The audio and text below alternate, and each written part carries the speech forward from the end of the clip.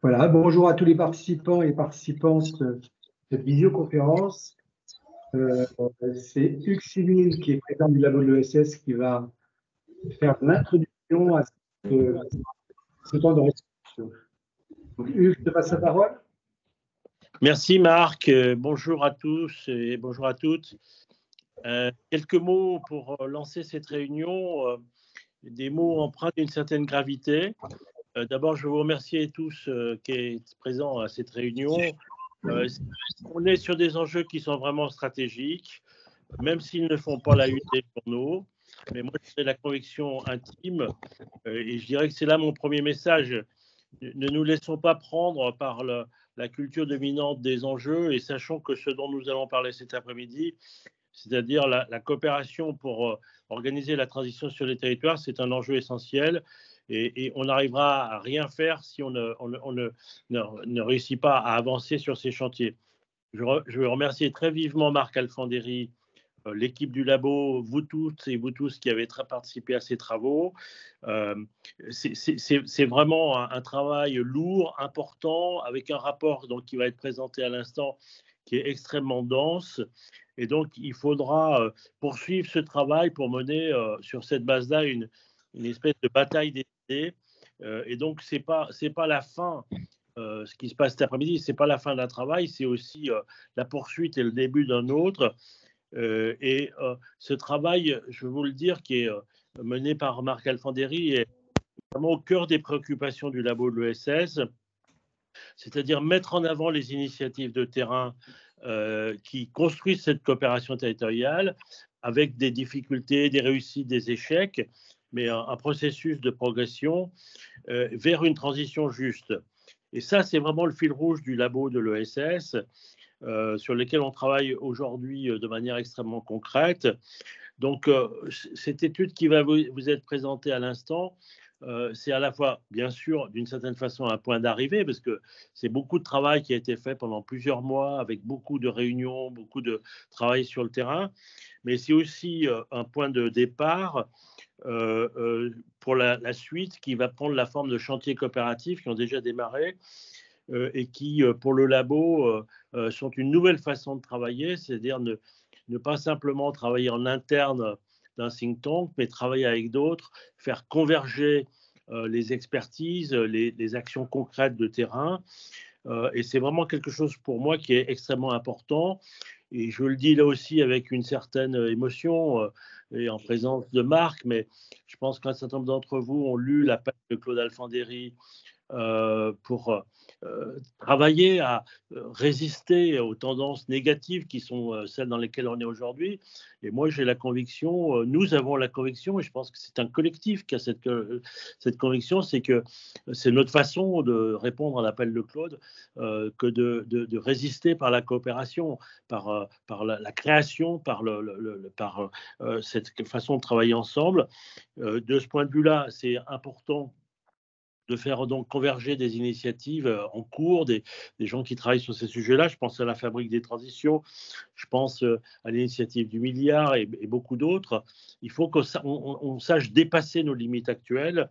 Et je prends pour exemple quelque chose qui me semble intéressant, c'est que Territoire Zéro Chômeur a demandé au labo, sachant les travaux que nous faisions sur la coopération territoriale, de travailler sur la maturité coopérative.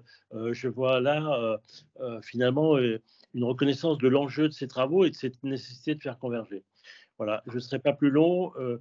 Franchement, un très grand merci à Marc, à vous toutes et vous tous qui y avez travaillé. Et disons-nous ensemble qu'on a une responsabilité collective pour faire avancer ce sujet et agir comme Claude l'avait dit, comme si nous ne pouvions pas échouer. Merci à tous. Je rends la parole à Marc Alfandéry. Merci Hugues pour ton intervention précise, concise et très claire. Donc, je suis Marc Alfandéry, j'ai piloté l'étude accompagner et financer les coopérations territoriales au service de la transition écologique juste. Alors juste un zoom d'abord sur le programme de ces 2 heures. En tout cas, je vous remercie beaucoup d'être présents et présentes à cette visioconférence. Donc, nous commencerons par la restitution des enseignements de l'étude à travers 4 témoignages et 4 thématiques autour du rôle des collectivités locales, la question des modèles socio-économiques, de l'accompagnement et du financement des coopérations territoriales.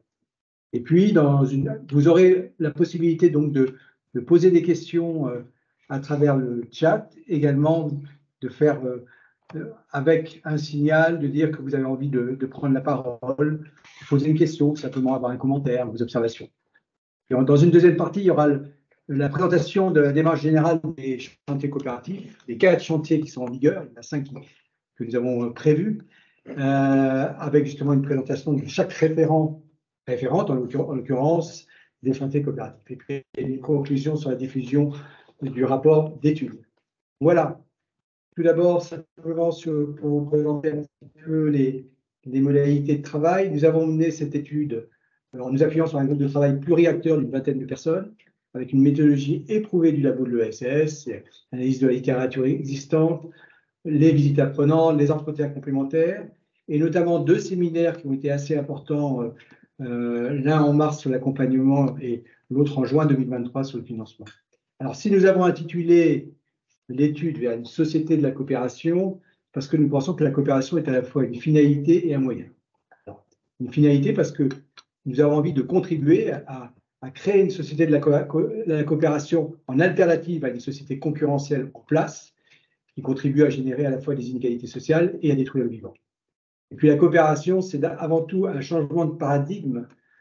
On entend par là le fait qu'il faut changer de culture, construire, faire ensemble, faire société ensemble, entreprendre différemment, produire et consommer dans un esprit coopératif.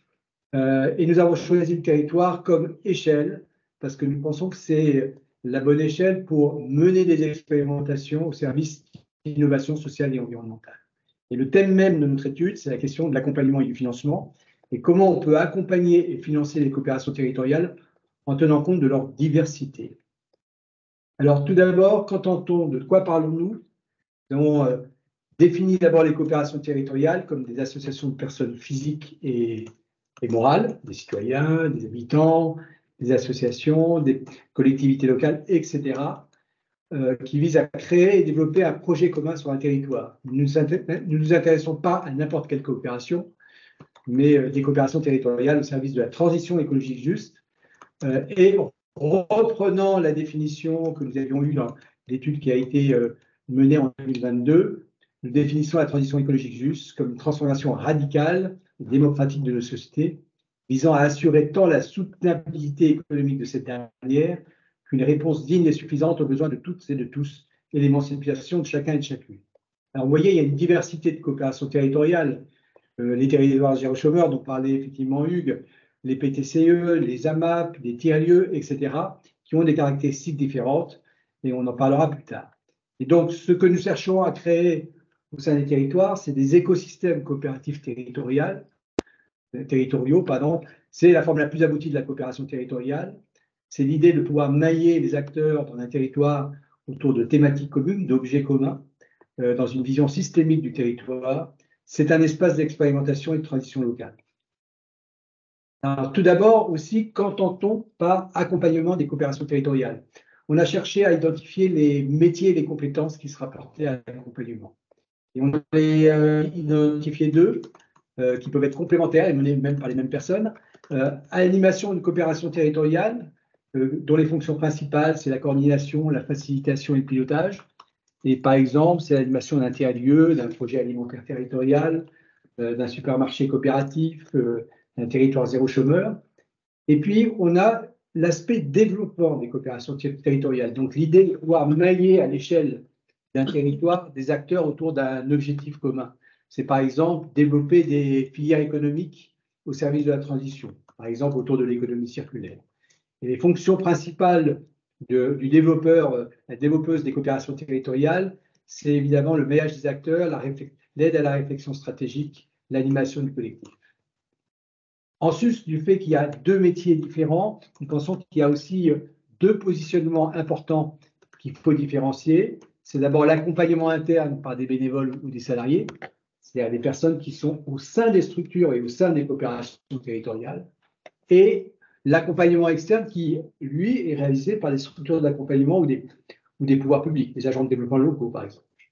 Donc, il y a deux enjeux importants qui sont d'ailleurs pris en charge, on en parlera tout à l'heure, par le chantier coopératif numéro 1, c'est élaborer un référentiel des métiers et des compétences de la coopération territoriale et faire reconnaître la spécificité des métiers de la coopération territoriale. Pour poursuivre là-dessus, excusez-moi, je passe à la diapositive suivante, il faut reconnaître aussi qu'il y a une spécificité de CER. En quoi les coopérations territoriales se diffèrent des autres coopérations, des autres structures de l'ESS. D'une part, il faut dire que créer une coopération, ça prend du temps. Donc, il y a cette notion de temporalité qui est extrêmement importante dans les coopérations territoriales. C'est la construction par le faire ensemble. Et donc, ça induit pour les accompagnateurs une posture qui est différente, celle de facilitateur, facilitatrice, de tiers de confiance. Et j'aime bien les termes aussi de passeur, passeuse, transmetteur, transmettrice, parce que l'objectif, c'est de pouvoir créer les conditions au sein des coopérations territoriales pour que le collectif puisse prendre en charge effectivement l'animation. Et puis, c'est une démarche sur mesure qui prend en compte la spécificité du territoire et la complexité des modèles économiques et juridiques, et néanmoins, malheureusement, le risque financier que ça implique. Alors, nous avons défini trois enjeux importants.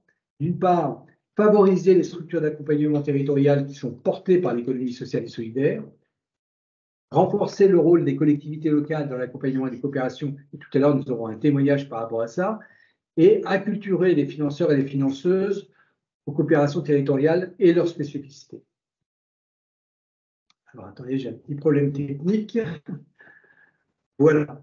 Nous avons cherché à catégoriser aussi les coopérations territoriales au regard des besoins d'accompagnement et de financement qu'ils ont. D'abord, bon, pour tout type de coopération, on a évidemment besoin d'animation interne, à tout stade de développement, mais notamment, a fortiori, dans l'émergence de la coopération. Et puis, nous avons défini la notion de coopération territoriale modélisée. Ce sont des coopérations qui se réfèrent à un ou plusieurs modèles existants. Par exemple, un PTCE peut être également un tiers-lieu. Voilà, c'est des exemples qui sont modélisés, qui se réfèrent à, comment dire, un environnement, etc. Bon, des projets alimentaires territoriaux, les tiers-lieux, etc. Et eux, ils ont besoin d'un accompagnement par des pairs, par des réseaux d'appui territoriaux ou nationaux. C'est eux qu'il faut soutenir. Par contre, à l'inverse, les coopérations territoriales non modélisées, c'est-à-dire celles qui ne font pas référence à un modèle existant, ont besoin souvent d'un accompagnement avec un tiers de confiance qui puisse aider à faciliter le processus, à définir le projet et à construire le collectif, quitte après à passer la main. Mais cette notion de tiers de confiance est importante. Enfin, il y a cette notion de coopération territoriale systémique, c'est-à-dire une coopération qui agit pour la transformation systémique du territoire. On a pas mal d'exemples, ça peut être thématique ou généraliste, par exemple sur le thème de l'agriculture et de l'alimentation durable, de l'économie circulaire, de la transition énergétique. Et là, il y a plus une dimension stratégique et une dimension partenariale à développer pour construire un projet de territoire. Et donc, ce dont ont besoin ces coopérations, c'est plutôt d'une animation territoriale, d'un maillage entre acteurs, d'une aide, d'un appui stratégique. C'est un peu le profil de ce qu'on avait dit, appelé tout à l'heure développeur de coopération territoriale. Il y a trois enjeux par rapport à ça. C'est la nécessité aujourd'hui d'apporter un soutien structurel et pluriannuel aux coopérations territoriales. Elles ont besoin de ça, elles ont besoin de temps. De développer le transfert de savoir-faire et les réseaux d'échange entre pairs et de soutenir financièrement les réseaux d'appui. Pour continuer sur la question des besoins en phase opérationnelle, c'est-à-dire en phase de création, consolidation et changement d'échelle, là, l'enjeu finalement, c'est de pouvoir maintenir une animation interne pour préserver la gouvernance partagée. Parce que souvent, la question opérationnelle prise sur la coopération. Et puis, de pouvoir répondre à la création de nouveaux chantiers avec une dimension stratégique dont on parlait tout à l'heure et partenariale, ce qui est la mission de développement territorial. Et donc, l'enjeu, c'est vraiment comment on peut maintenir la dynamique coopérative et participative en phase opérationnelle et comment on peut aussi créer des synergies avec d'autres initiatives du territoire. Enfin, sur la question J'ai un petit problème de slide. Une toute petite seconde. Je crois qu'elle...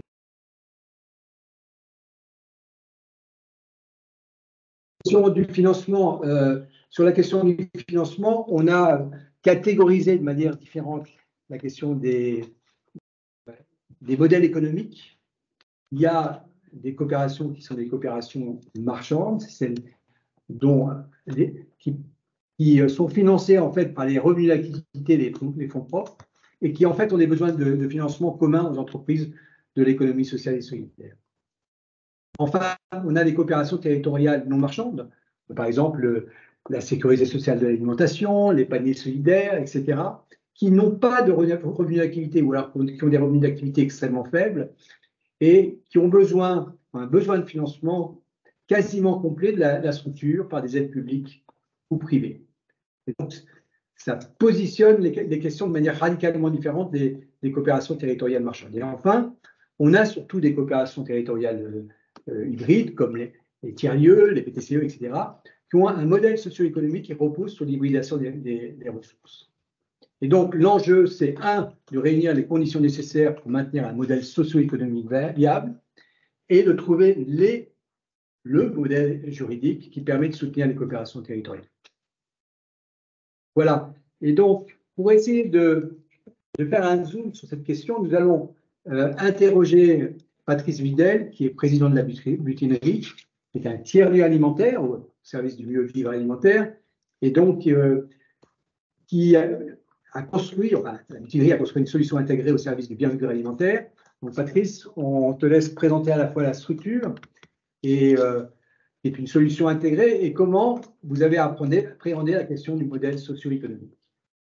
Patrice, je ne sais pas si tu es là. Oui, je suis là.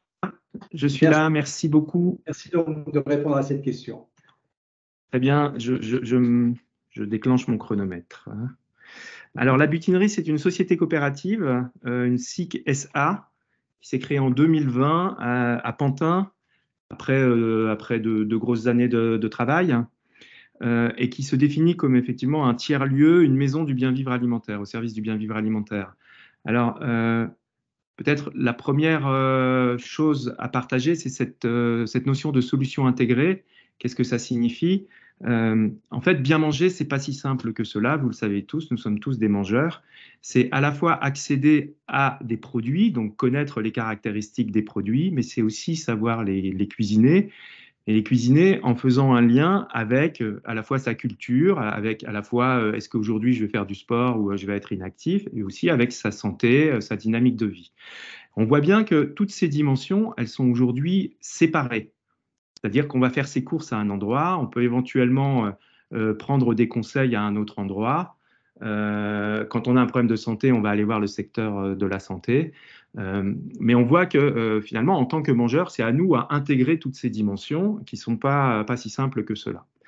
Alors, à partir de ça, on a, nous, cherché à construire une solution qui intègre, qui facilite la vie des mangeurs en mettant à disposition l'ensemble de ces dimensions de biens et de services. C'est-à-dire accéder à des produits, mais en même temps savoir dans quelles conditions les cuisiner, avec quel lien avec la santé, comment je peux, de façon la plus pratique possible dans le quotidien, organiser mes courses et ma cuisine. On l'a construit autour d'un lieu multifonctionnel dans lequel on a à la fois un magasin Biocoop, on a 10 circuits directs qui viennent faire de la distribution, on est en train d'en réinstaller un, il y en a un qui s'est arrêté, on le réinstalle, mais aussi un espace de cuisine collective, un espace de cantine et un espace forum où on peut travailler ensemble. Ce lieu, il est le point d'appui pour un ensemble d'acteurs, on va parler effectivement d'écosystèmes coopératifs, un ensemble d'acteurs qui vont être des acteurs complémentaires et qui vont venir opérer ensemble, coopérer pour produire cette solution intégrée. C'est-à-dire que dans le même endroit, on va pouvoir travailler ces différentes dimensions. Alors, ça va prendre des formes différentes. Il n'y a pas une solution comme ça qui se met en place, mais on va au fur et à mesure mettre en place des activités dans lesquelles on va essayer d'intégrer au maximum toutes ces dimensions. Je vous donne un petit exemple.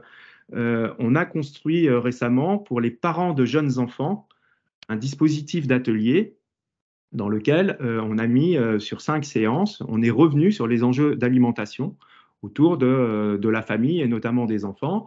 Et on l'a construit aussi bien avec des éducatrices jeunes enfants, avec des responsables de crèche, avec un cuisinier, avec des personnes qui ont l'habitude de l'animation socio-éducative, mais on l'a aussi construit en lien avec les produits locaux et de saison qu'on va trouver dans le magasin Biocoop qui est juste derrière la porte de la cuisine. Et donc, c'est bien l'ensemble de ces compétences complémentaires, une nutritionniste, j'ai oublié de citer une nutritionniste, c'est bien l'ensemble de ces compétences complémentaires qui ont imaginé un programme, un dispositif, un ensemble de séances pour accompagner les parents et pour qu'on puisse prendre en compte l'ensemble de ces dimensions. Voilà, alors on est en train de construire une autre solution, plutôt avec l'aide sociale à l'enfance du département, par exemple, sur les jeunes en situation d'autonomie qui deviennent autonomes entre 18 et 21 ans et là qui ont à revisiter, ça va de faire ses courses, avoir un budget, avoir son petit frigo, cuisiner avec ses plaques et son micro-ondes. Et donc, comment on intègre les enjeux de bien vivre alimentaire, comment c'est pas l'alimentation, c'est pas un problème ou une fonction qu'on fait par défaut, mais c'est bien quelque chose qui fait sens et qui fait ressource. Voilà, c'est ça la logique de solution intégrée. Donc, vous voyez, il y a une forme un peu générique à la solution intégrée, c'est ces différentes dimensions du bien vivre alimentaire. Et après, ça va prendre des formes dans des actions, dans des activités, dans des parcours, dans des dispositifs. La deuxième chose que vous m'avez demandé de partager, c'est un peu le modèle d'affaires. Alors, pour aller vite, nous, on est dans le modèle hybride, on mixe 4 dimensions de revenus ou de contributions.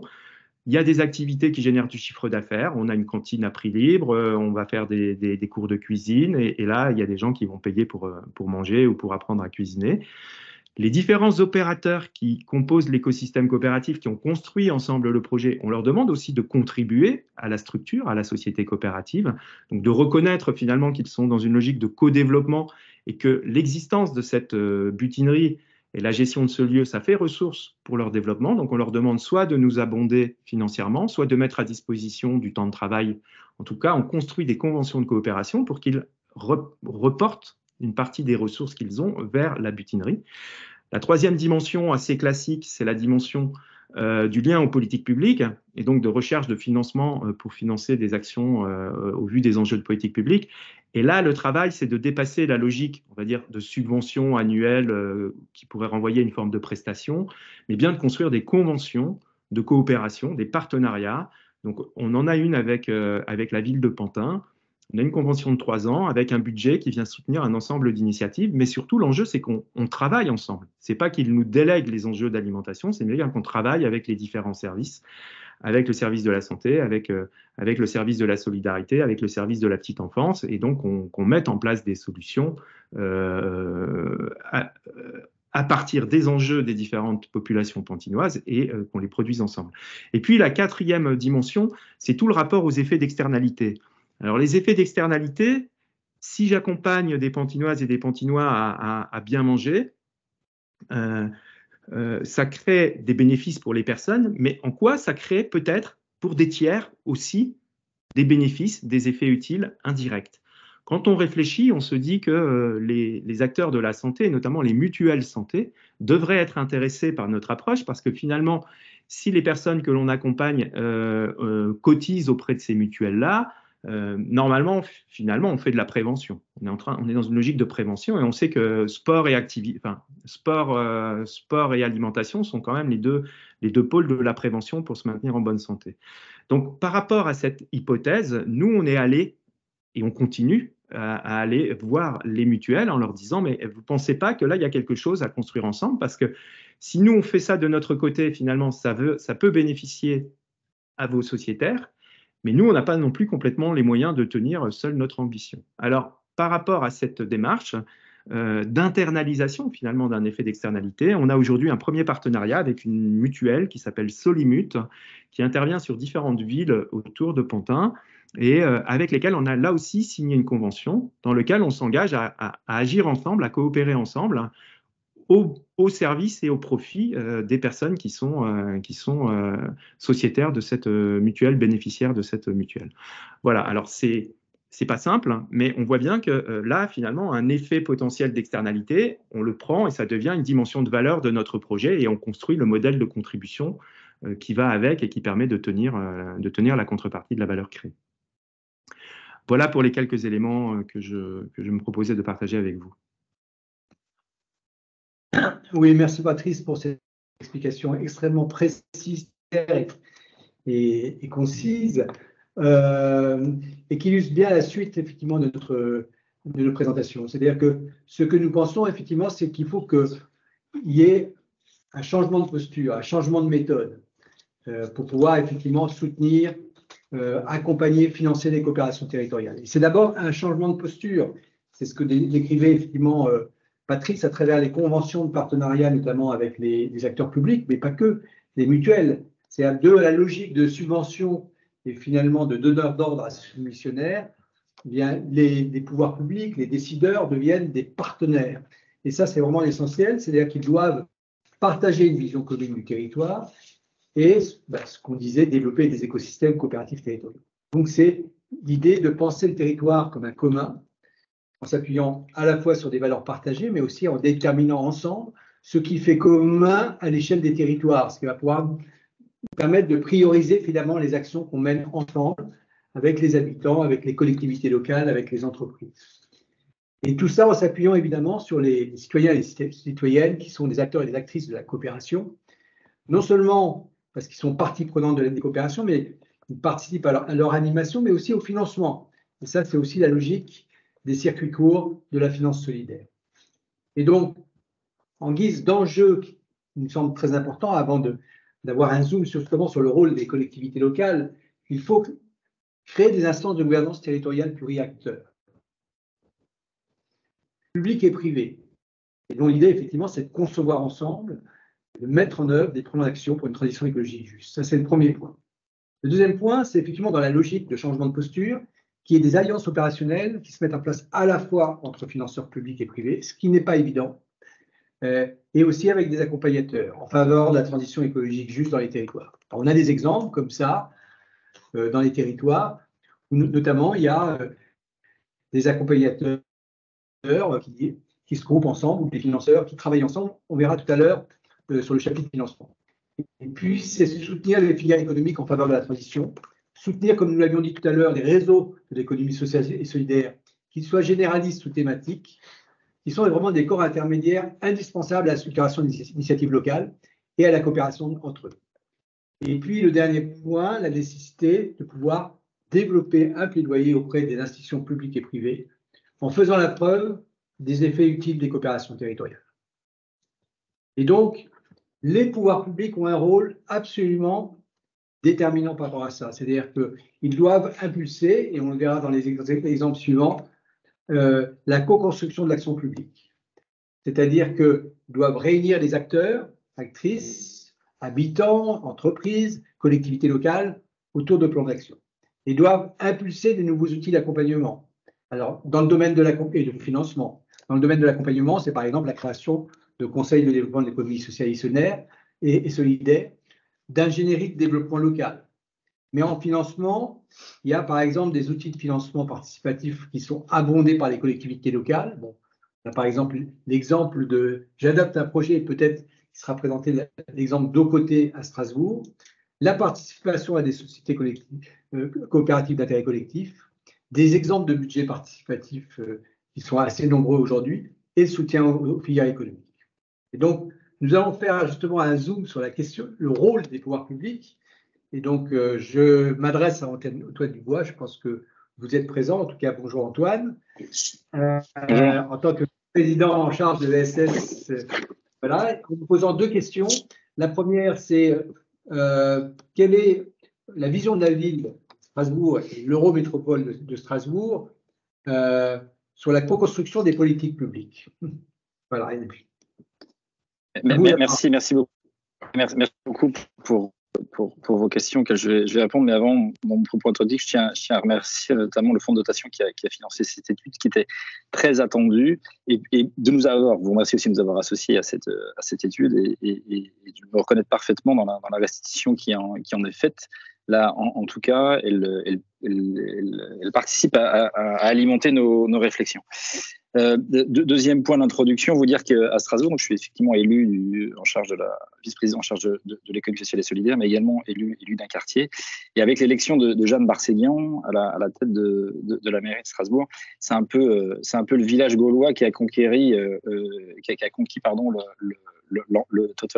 l'empire, parce que en fait nous sommes un peu tous issus de cette économie sociale.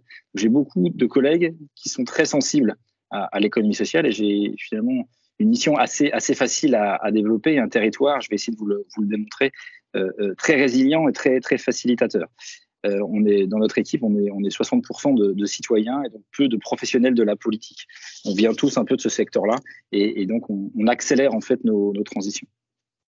Pour répondre à votre question notamment sur la concertation des politiques publiques, la co-construction, déjà repartir sur la définition de l'innovation sociale que je pense tous nos interlocuteurs connaissent très bien, c'est-à-dire élaborer des réponses nouvelles à des besoins sociaux nouveaux ou en tout cas mal satisfaits dans les conditions actuelles. Et aux alentours des années 2010, dans la collectivité locale, au sein des services, ils ont mis en place une grille d'analyse pour tous les projets atypiques qui n'arrivaient pas à classer, qui n'étaient ni comme ci, ni comme ça. Et il s'avère que dans 99% de ces cas, c'était toujours des projets d'économie sociale. Toujours des projets d'économie sociale. Donc à un moment, c'est la création d'une politique publique, d'une filière, même d'une direction au sein de la direction économique de l'économie sociale, qui a abouti en 2010 à la première écriture d'une politique publique sur l'économie sociale et solidaire. Et c'est là où cette politique publique, je veux m'arrêter un instant, elle a été co-construite. Je vais vous parler, comme ça a été évoqué à l'instant, du Conseil de l'économie sociale et solidaire. Il faut dire qu'aujourd'hui, le Conseil de l'économie sociale et solidaire, c'est une instance qui se réunit 3-4 fois par an. C'est entre 100 et peut-être 200 acteurs, suivant les formats. Cette instance est présidée par la présidente de l'Eurométropole et la maire de Strasbourg. Et en fait, c'est une méthode d'animation. On sort du cercle, on travaille beaucoup en groupe, techniques de prise de parole, tout ça sont parfaitement intégrées. Et c'est une instance qui est engageante. C'est-à-dire que notre politique publique, c'est le Conseil de l'économie sociale qui, collectivement, la décide. Voilà. Et donc, il y a des restitutions régulières, comme je vous le disais. Mais au-delà du Conseil de l'économie sociale, je voudrais attirer votre attention sur la co-responsabilité du territoire. Et après, si vous me le permettrez, je viendrai plus sur les outils. Comme je vous le disais en propos introductif sur le village gaulois, cette co-construction de la politique publique et notamment l'inscription dans du temps long, elle ne fonctionne que si sur notre territoire, nous avons un ensemble d'acteurs pour répondre à ces enjeux et qu'ils le participent avec nous. Comme le disait Hugues Sibyl aussi dans son propos introductif, nous refusons absolument la dictature du temps court. Nous avons certes notre mandat, mais nous sommes là pour transformer le territoire sur de long terme. Donc systématiquement, la question de ce temps long est rappelée. Et pourtant, il y a une dichotomie puisque nous sommes dans une urgence climatique, sociale, environnementale. Donc c'est une posture qui n'est pas toujours facile à tenir, et qui s'équilibre en tout cas en tant que politique pour amener l'ensemble de nos agents de la collectivité et des acteurs de notre territoire sur des postures d'écoute, savoir se taire dans un premier temps, écouter notre territoire. Souvent les acteurs ont plus de réponses à apporter, et je viendrai après sur les territoires 100% apprenants. Une posture de confiance réciproque. Certes, la collectivité est leader sur son territoire, mais les acteurs le sont tout autant. Et puis surtout de partage d'informations, ce qui est peut-être une notion pas toujours évidente à concrétiser. Voilà ce que je voulais dire sur la co-responsabilité du territoire. Et donc donc peut-être que vous pouvez nous présenter un outil qui est porté par voilà. la ville. Oui, effectivement. C'est la difficulté de l'épreuve dans le temps qui m'est imparti, c'est de nous en parler que d'un ou deux ou trois outils. J'en ai 4 qui me tiennent particulièrement à cœur. Je vais vous en présenter 2 dans le détail, je ne ferai que citer les autres. Le premier, c'est un peu l'historique de tous, c'est le territoire 100% apprenant. Et je viendrai après, ne vous inquiétez pas sur au côté. Le territoire 100% apprenant, ça s'est financé dans le cadre du projet Boost Inno. Et l'idée, c'est de favoriser le dialogue et la connaissance entre les acteurs du territoire. Alors, on donne à ces acteurs 3 priorités dans ce cadre de territoire 100% apprenant. La transition sociétale et écologique, l'inclusion par l'emploi et l'entrepreneuriat, et l'amélioration de la santé par le bien-être.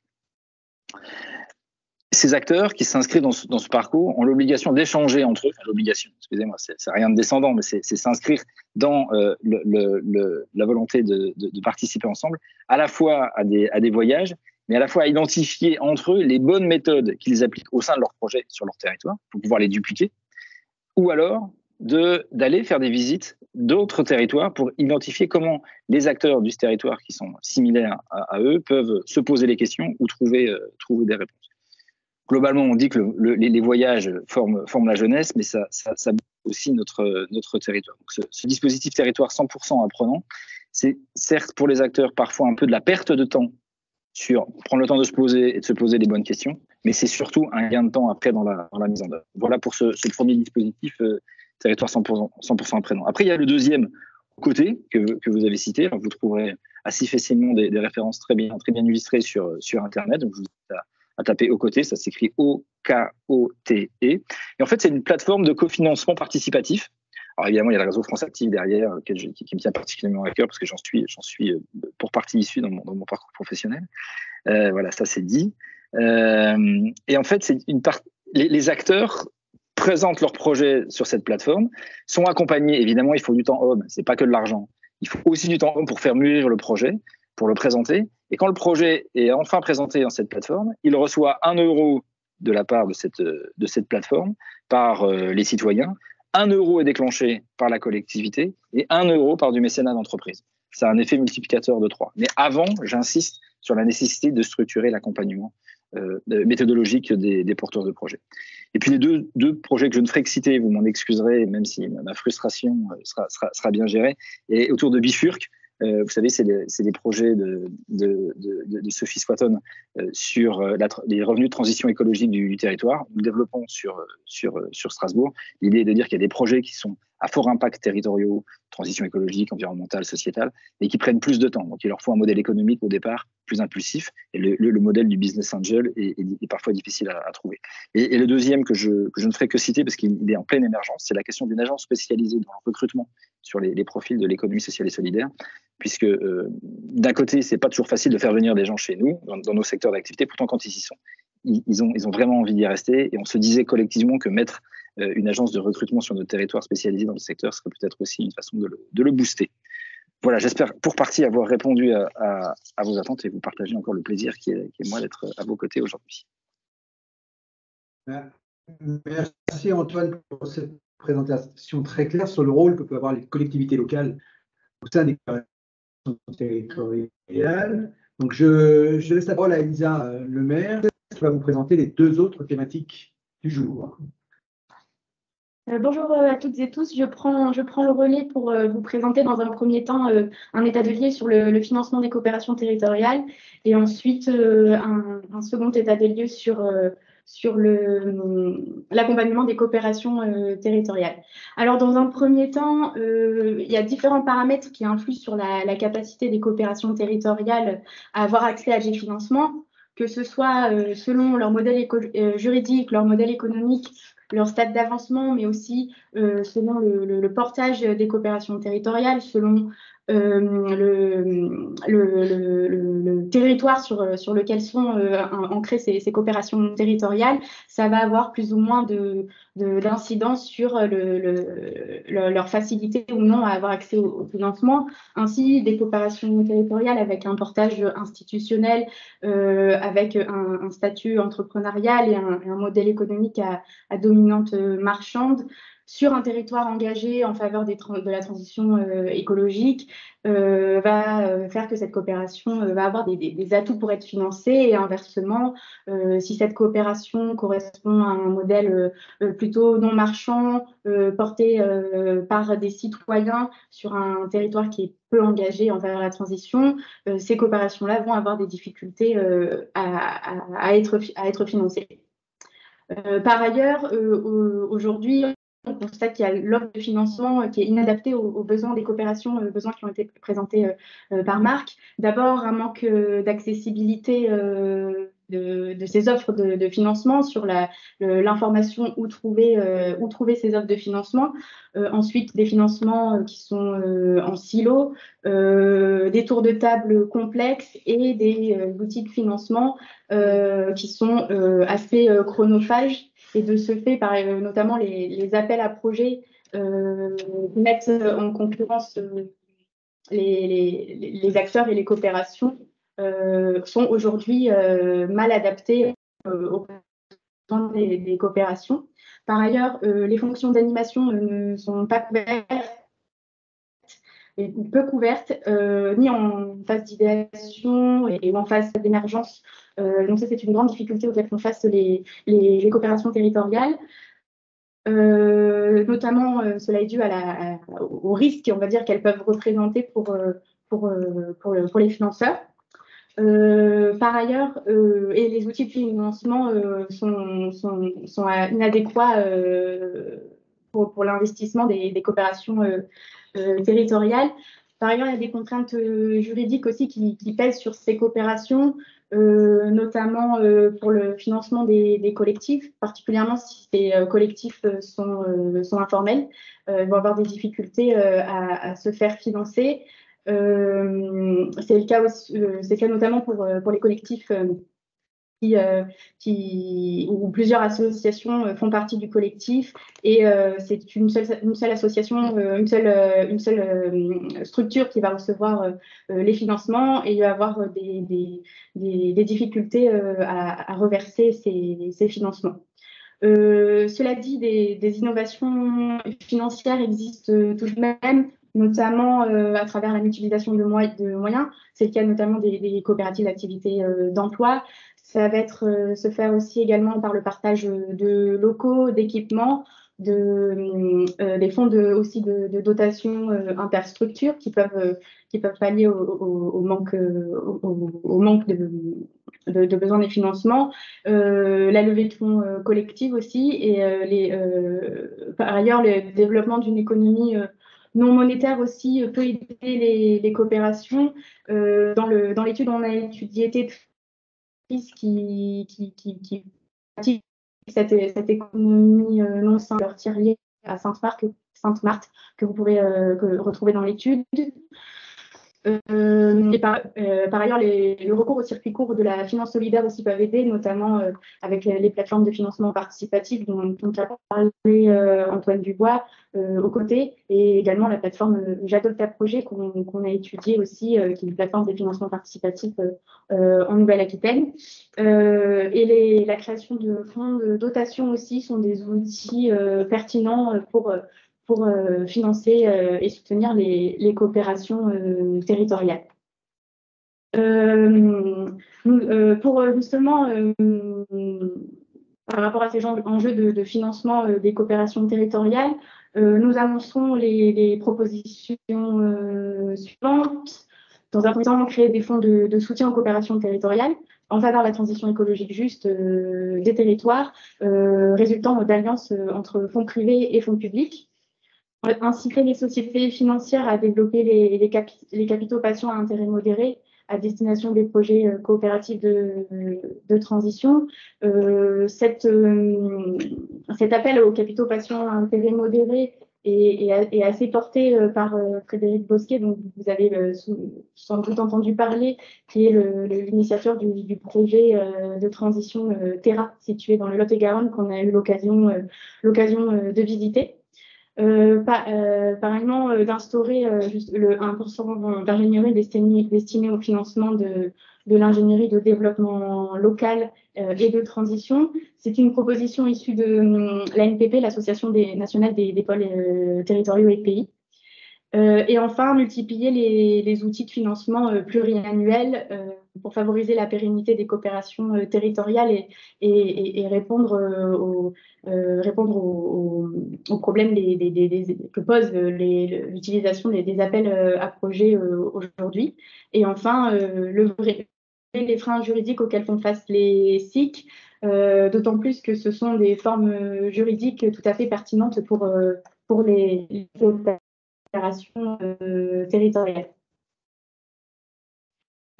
Et par rapport à, pour illustrer ce qui a été dit, pour illustrer ce qui a été dit sur justement le changement de posture des parties prenantes, la prise en compte des citoyens dans ces coopérations et sur la prise en compte des besoins, des spécificités des coopérations.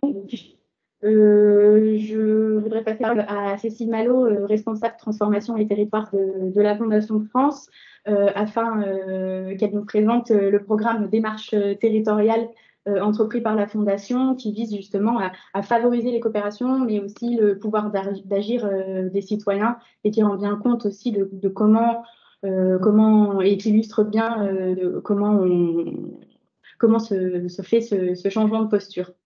Cécile, je te passe la parole. Oui, merci Elisa.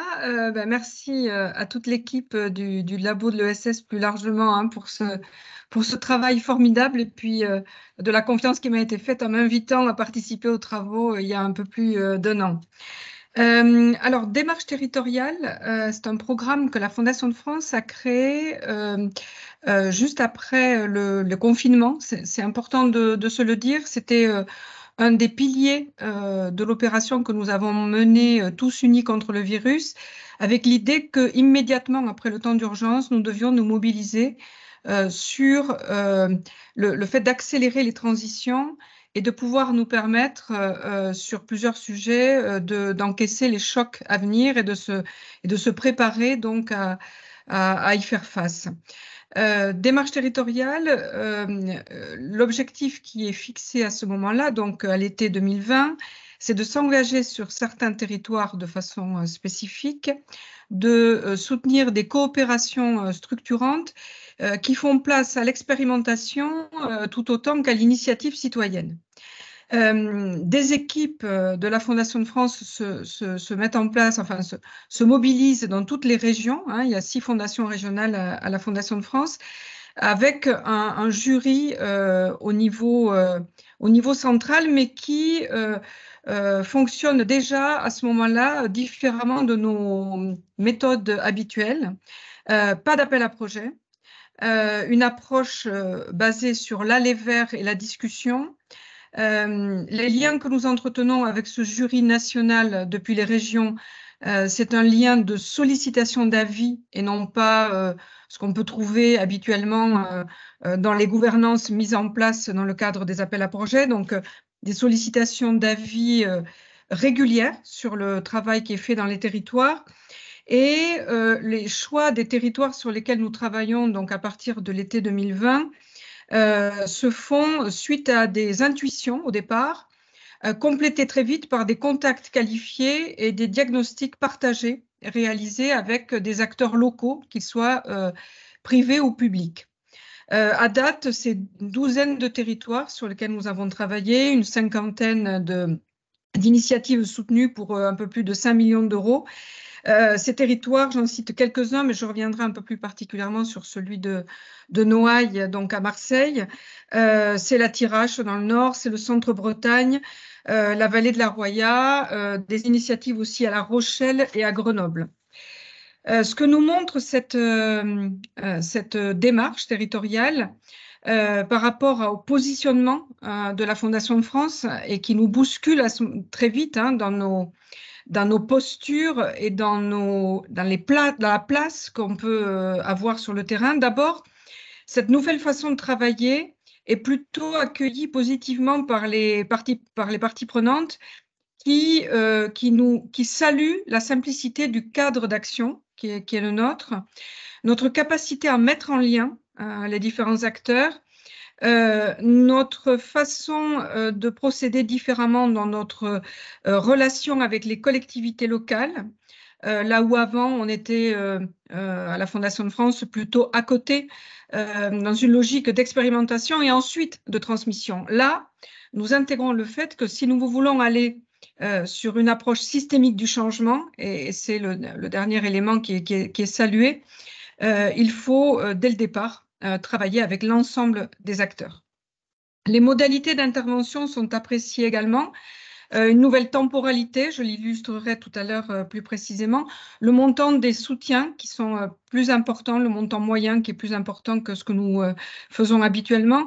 Et surtout, ce qui est salué, c'est une posture qui est plus une posture de questionnement, de confiance, avec une simplicité dans la relation avec les parties prenantes et qui fait dire à beaucoup de personnes que nous avons interrogées dans un travail de capitalisation en 2023 que la Fondation de France, finalement, passe d'une posture de bailleur de fonds un peu en surplomb à une posture et une place d'acteur du territoire à part entière, avec une capacité de mise en dialogue singulière, avec une puissance de la marque Fondation de France qui peut avoir un effet positif.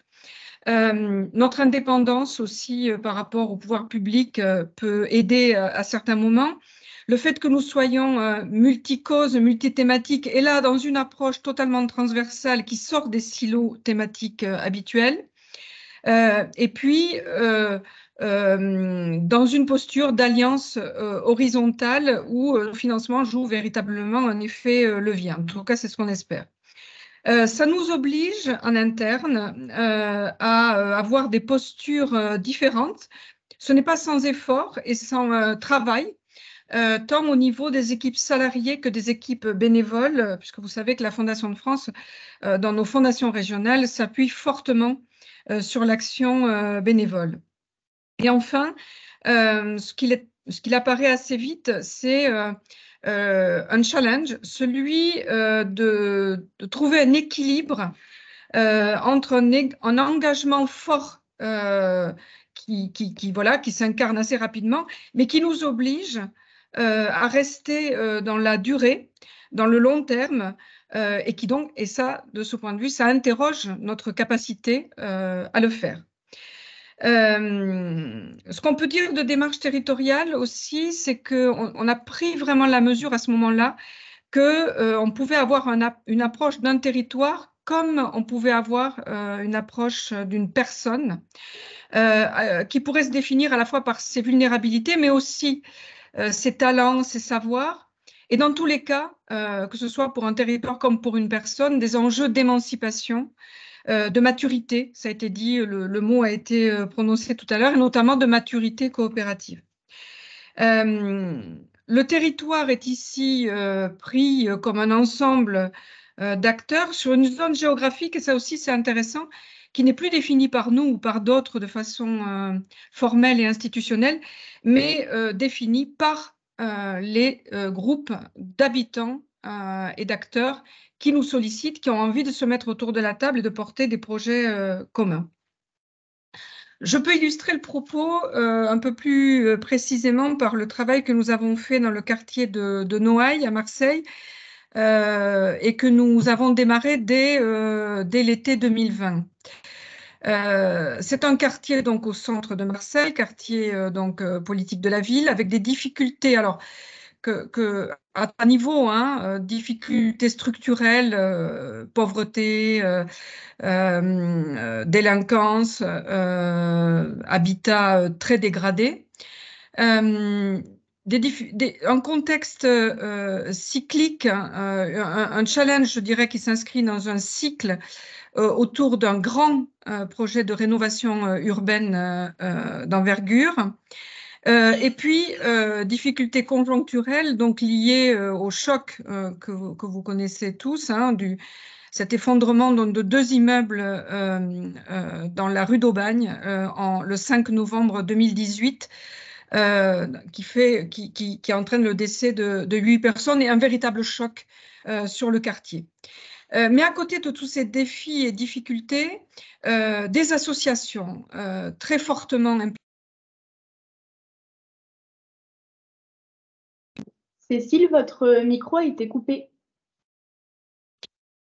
Voilà, des élus, je disais des difficultés, mais aussi des forces et des mobilisations, tant du côté des associations, du côté des élus de mairie de secteur, du côté de la métropole aussi, et enfin des services de l'État, Et dans tous ces cas-là, des personnes, et j'insiste là-dessus parce qu'on verra que c'est important dans notre expérience, des personnes extrêmement mobilisées. À partir de là, on réalise donc avec nos équipes locales un diagnostic partagé qui se fait par des entretiens individuels et des réunions, à la fois avec les responsables associatifs, des habitants, les pouvoirs publics et d'autres acteurs, donc ressources sur le quartier. Ce qui nous amène à produire en novembre 2021, donc quasiment un peu plus d'1 an après, un livrable qu'on pourrait qualifier d'état des lieux sensible, sensible au sens non formel et pas seulement qui s'appuie sur des chiffres et des données objectives, mais aussi des intuitions, des envies formulées par les personnes que nous avons rencontrées. À l'issue de ça, à travers les discussions que nous avons avec les associations et les différentes parties prenantes, une envie collective émerge, une ambition, celle du préfigurer ensemble une dynamique locale qui mobilise les habitants comme accélérateur des grandes opérations de rénovation qui sont menées sur le quartier. En 2022 et 2023, se succèdent des réunions, des entretiens individuels et ce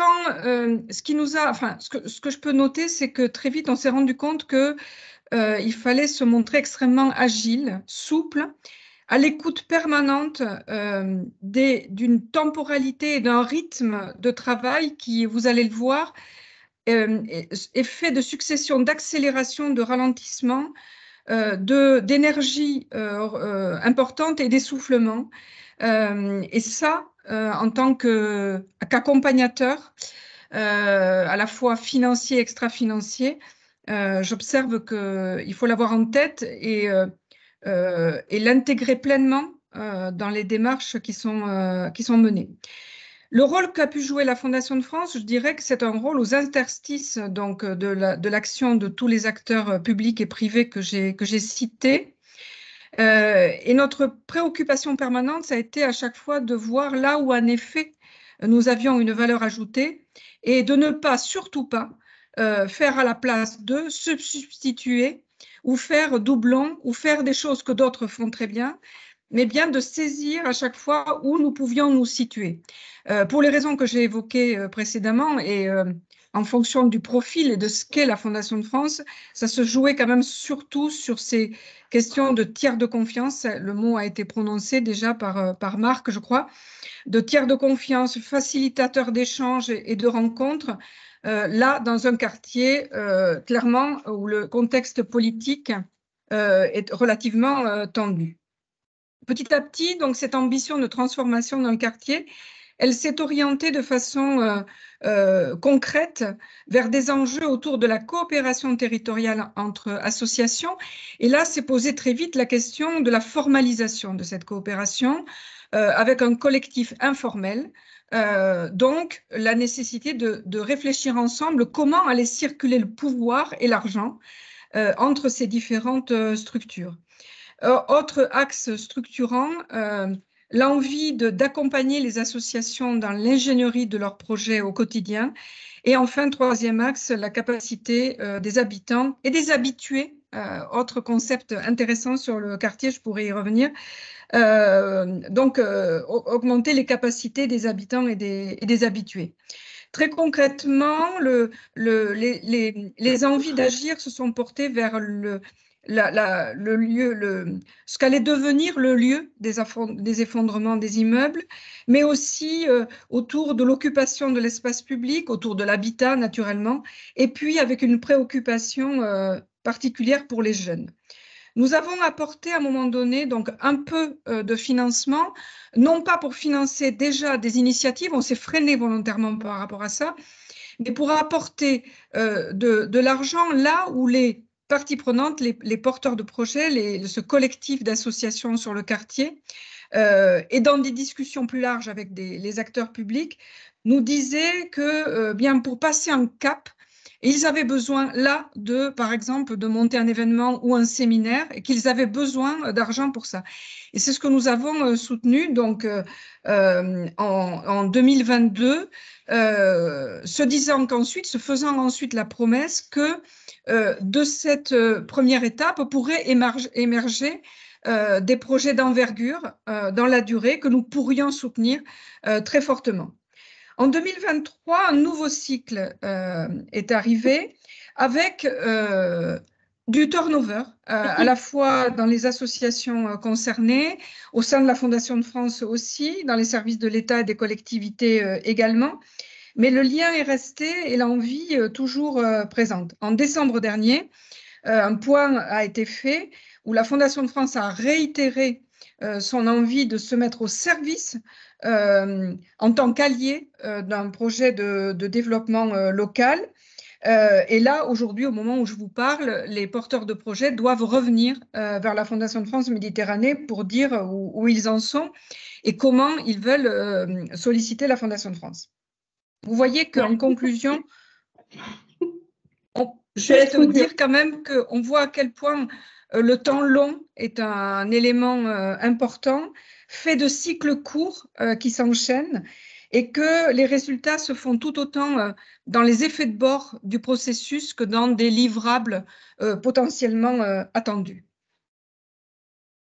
Merci beaucoup Cécile pour ce témoignage et cet exemple à Noailles à Marseille. Je vais poursuivre sur un état des lieux sur l'accompagnement des coopérations. Alors aujourd'hui, on fait face à un manque d'acculturation assez conséquent des acteurs et des actrices à la coopération territoriale, d'où la nécessité de faire monter en compétence ces acteurs-là. On verra ça avec les chantiers coopératifs. L'acculturation passe notamment par des formations. Aujourd'hui, les formations à la coopération territoriale existent, mais sont peu nombreuses. À ce titre, en annexe de l'étude, nous avons compilé des exemples à la coopération territoriale que vous pourrez retrouver. Mais dans les formations, la théorie ne suffit pas. Il faut que ça soit aussi évidemment allié à la pratique des coopérations territoriales. Et pour ça, il faut savoir ce qui se fait aussi être au courant de ce qui se fait sur les territoires, quelles sont les coopérations qui existent, quels sont leurs enjeux. Et il y a des outils aussi qui existent, comme l'a rappelé Marc, tels que le transfert de savoir-faire, l'échange de pair à pair. En ce qui concerne les dispositifs d'accompagnement aux coopérations territoriales, ils sont aujourd'hui limités. Ils restent centrés sur l'accompagnement d'individus et pas l'accompagnement de collectifs vraiment. Et il convient aussi, sur les offres des structures d'accompagnement aux coopérations, de les rendre davantage lisibles et accessibles. Elles existent et sont évidemment gagneraient à être plus nombreuses, mais encore faut-il les rendre davantage lisibles. Par ailleurs, concernant l'accompagnement des coopérations, l'accompagnement interne est très peu valorisé, alors que c'est une fonction essentielle du développement des coopérations. Donc c'est une fonction qui est non reconnue, qui n'est pas valorisée, qui est une grosse pression qui est exercée sur cette fonction, qui fait face à un turnover important, avec une faible rémunération qui est aussi liée au sous-financement de cette fonction. Et enfin, il y a un manque de reconnaissance des réseaux thématiques ou généralistes, alors que ces réseaux peuvent avoir un rôle structurant pour les coopérations territoriales, pour accompagner l'émergence, permettre aussi de structurer des réseaux à l'échelle territoriale et des réseaux aussi qui permettent de développer les filières économiques. Et ces réseaux sont aujourd'hui peu reconnus et peu financés. À ce titre, nous proposons de monter des formations qualifiantes au métier de la coopération territoriale. C'est un travail qui va être poursuivi dans la démarche des chantiers coopératifs. de réaliser aussi des cartographies justement pour améliorer la lisibilité des offres, donc des cartographies dédiées à l'accompagnement et au financement des coopérations territoriales en se basant sur des cartographies existantes. Travail aussi qui va être poursuivi dans les chantiers coopératifs. Et enfin, créer 500 postes de développeurs des coopérations territoriales financés par l'État et les collectivités territoriales. Et reconnaître aussi la recherche et développement en tant qu'appui aux coopérations territoriales, la recherche et développement n'étant pas aujourd'hui aussi important qu'elle devrait être et qui peut être vraiment intéressante pour à la fois interroger mais aussi accompagner les coopérations territoriales. On aura l'occasion d'y venir tout de suite avec le témoignage de Cluster Jura. Justement, pour illustrer, pour prolonger ce qui a été présenté, je vais passer la parole à Sébastien Morel, directeur de France Active Franche-Comté, qui va nous présenter justement la dynamique de coopération qu'est le générateur de Bourgogne-Franche-Comté et nous présenter plus précisément en quoi consiste cette démarche. Sébastien, je te passe la parole. Merci Elisa, merci au labo de l'ESS pour la qualité de l'étude et pour nous avoir associés et avoir choisi comme terrain d'expérimentation dans le cadre de cette étude. Le générateur, en fait, c'est né d'une étude d'action qui a été lancée en 2012. C'est une idée qui avait été lancée en se disant qu'on avait besoin d'équiper nos territoires d'ESS. Et pour ça, il y avait besoin de faire émerger une dynamique de coopération sur les territoires pour pouvoir justement faire naître des projets qui vont répondre, des projets entrepreneuriaux, des projets collectifs qui répondent à des besoins du territoire qui sont aujourd'hui non couverts ou des ressources qui sont valorisées. Donc dans un premier temps, c'est une démarche qui a été initiée sur la Franche-Comté jusqu'en 2016, et au moment de la fusion des régions, la région de Bourgogne-Franche-Comté nous a demandé d'étendre l'ensemble du dispositif sur la Bourgogne-Franche-Comté. Et c'est ça aussi la particularité du générateur, c'est que c'est né d'une initiative franc-comtoise, ça s'est étendu, et aujourd'hui c'est un collectif de 6 structures qui partagent la même méthode d'accompagnement, dont France Active Franche-Comté est le coordinateur régional. Et ce qui est intéressant, c'est qu'aujourd'hui, on est arrivé sur un dispositif de maturité coopérative qui fait qu'on a déjà un premier niveau de coopération entre les 6 acteurs, qui se traduit par des séminaires, direction chargée de mission du générateur Bourgogne-Franche-Comté, qui se traduit par des rencontres métiers entre chargés de mission du générateur pour travailler sur les méthodes, pour partager les difficultés et améliorer les techniques d'animation de coopération territoriale qu'on peut mettre en place sur les territoires. On est arrivé aussi sur un niveau de maturité coopérative avec nos pilotes financeurs, puisque la particularité du générateur Bourgogne-Franche-Comté, dont les 6 membres sont reconnus comme étant une fabrique à initiative, est de pouvoir bénéficier d'un socle de financement commun qui est apporté par la région Bourgogne-Franche-Comté et l'ADEME. Et là, on retrouve le volet de la transition écologique pour faire naître sur nos territoires des projets qui répondent aux enjeux de transition écologique. Et en même temps, on demande à chaque collectivité territoriale qui nous mobilise pour intervenir sur leur territoire de participer au pot de financement. Et aujourd'hui, on a une évolution de nos comités de pilotage dans lequel on a de plus en plus une participation constructive, un regard critique positif de la part de nos pilotes dans un objectif d'améliorer nos impacts sur les territoires, d'améliorer nos pratiques et de faire en sorte que les projets qu'on fait naître sur les territoires ils soient plus efficients, plus résilients, pensés dans une logique déjà de transition écologique, notamment via le prisme de l'économie de la coopération et de la fonctionnalité. Et ça, c'est intéressant sur ce volet-là. Et après, notre troisième niveau de coopération, c'est notre niveau de coopération avec les territoires, puisqu'en fait, on intervient à la demande d'une collectivité, souvent une EPCI, ou d'un collectif d'acteurs qui vont nous mobiliser autour d'une problématique.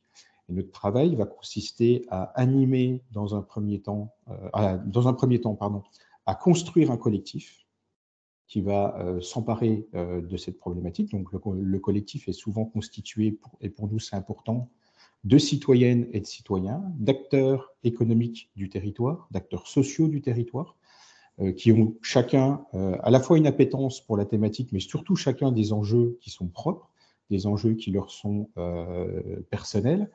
Et on va rentrer dans ce travail de tiers de confiance. J'ai bien aimé le mot tout à l'heure, mais c'est vraiment ça aujourd'hui qu'on fait, d'apporter les conditions, notamment les conditions d'animation, qui vont faire en sorte qu'on va pouvoir progressivement, dans le temps, transformer cette thématique en projet entrepreneurial. Et notre métier, il va consister justement dans un premier temps à animer le collectif pour choisir, mieux définir le projet, lui apporter les compétences en matière de modélisation juridique.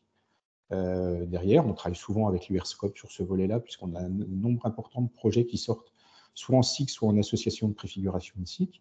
Et ensuite, bien évidemment, d'intervenir sur la question du modèle économique du projet qu'on peut faire émerger.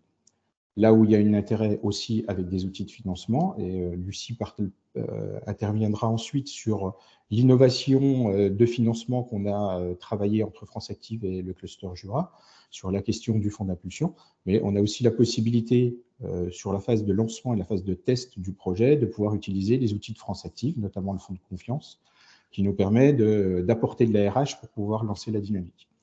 Aujourd'hui, depuis qu'on a lancé cette dynamique, on a un peu plus d'une trentaine de projets qui ont été lancés. Plus de 60% d'entre eux sont dans le champ de la transition écologique, et c'est pour ça qu'on voit aujourd'hui le lien étroit avec l'ADEME sur le dynamisme du générateur Bourgogne-Franche-Comté. Et pour prendre des exemples très concrets sur des sujets sur lesquels on intervient aujourd'hui, on travaille aujourd'hui sur l'émergence de 2 pôles d'économie circulaire sur des communautés de communes dans le Doubs. Le cluster Jura a travaillé sur l'émergence d'une structure qui s'appelle Eau-la-Bâche et qui intervient sur la transformation et donner une deuxième vie aux bâches publicitaires. Donc on est beaucoup sur ces questions d'économie circulaire, beaucoup mobilisé dessus, et vraiment la plus-value qu'on peut apporter derrière, c'est d'apporter la confiance, de travailler sur ces aspects de coopération avec les acteurs. Alors c'est jamais très simple, il y a toujours la question de la place de la collectivité territoriale qui se pose, et aujourd'hui on est en train d'évoluer aussi sur se doter de chartes de coopération, comment on travaille la coopération tout au long du processus d'accompagnement, pour aussi que ça puisse infuser, une fois que nous on est sorti de la logique, sur le territoire et doter le territoire de cette maturité coopérative.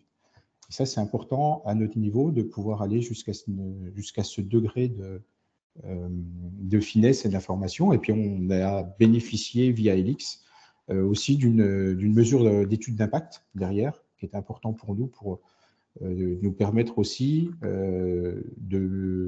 d'identifier aussi nos faiblesses et de pouvoir travailler collectivement sur comment on fait évoluer nos pratiques dans le champ de la transition écologique pour répondre d'une manière beaucoup plus précise aux besoins des territoires, de leurs acteurs, et de faire en sorte que ces coopérations territoriales, elles donnent vie à des projets collectifs entrepreneuriaux. Voilà. Je vais laisser Lucie compléter mon propos sur le volet notamment fonds d'impulsion.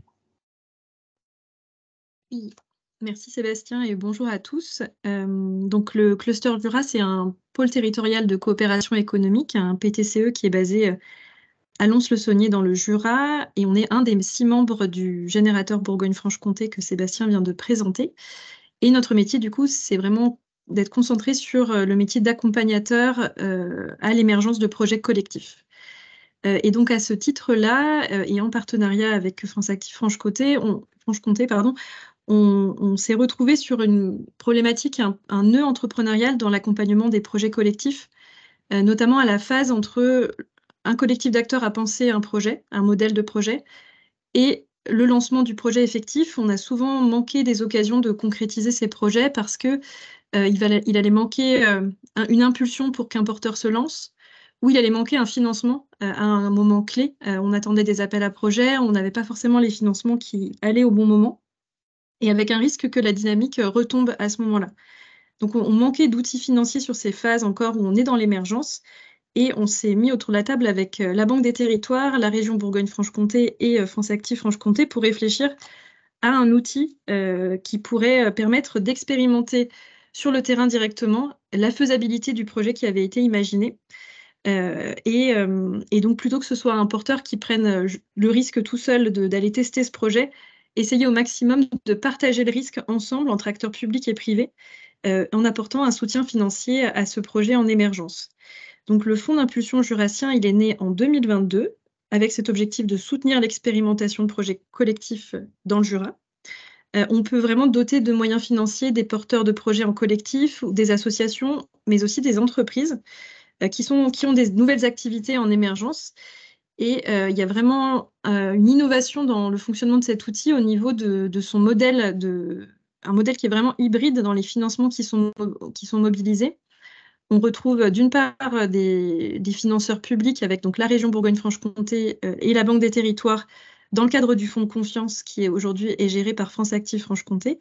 Et puis, une autre source de financement plutôt privé avec des entreprises mécènes et des citoyens mécènes. Et dans les entreprises mécènes, on retrouve notamment des PME du territoire qui se sont réunis dans une association agréée, donc agréée à collecter du mécénat.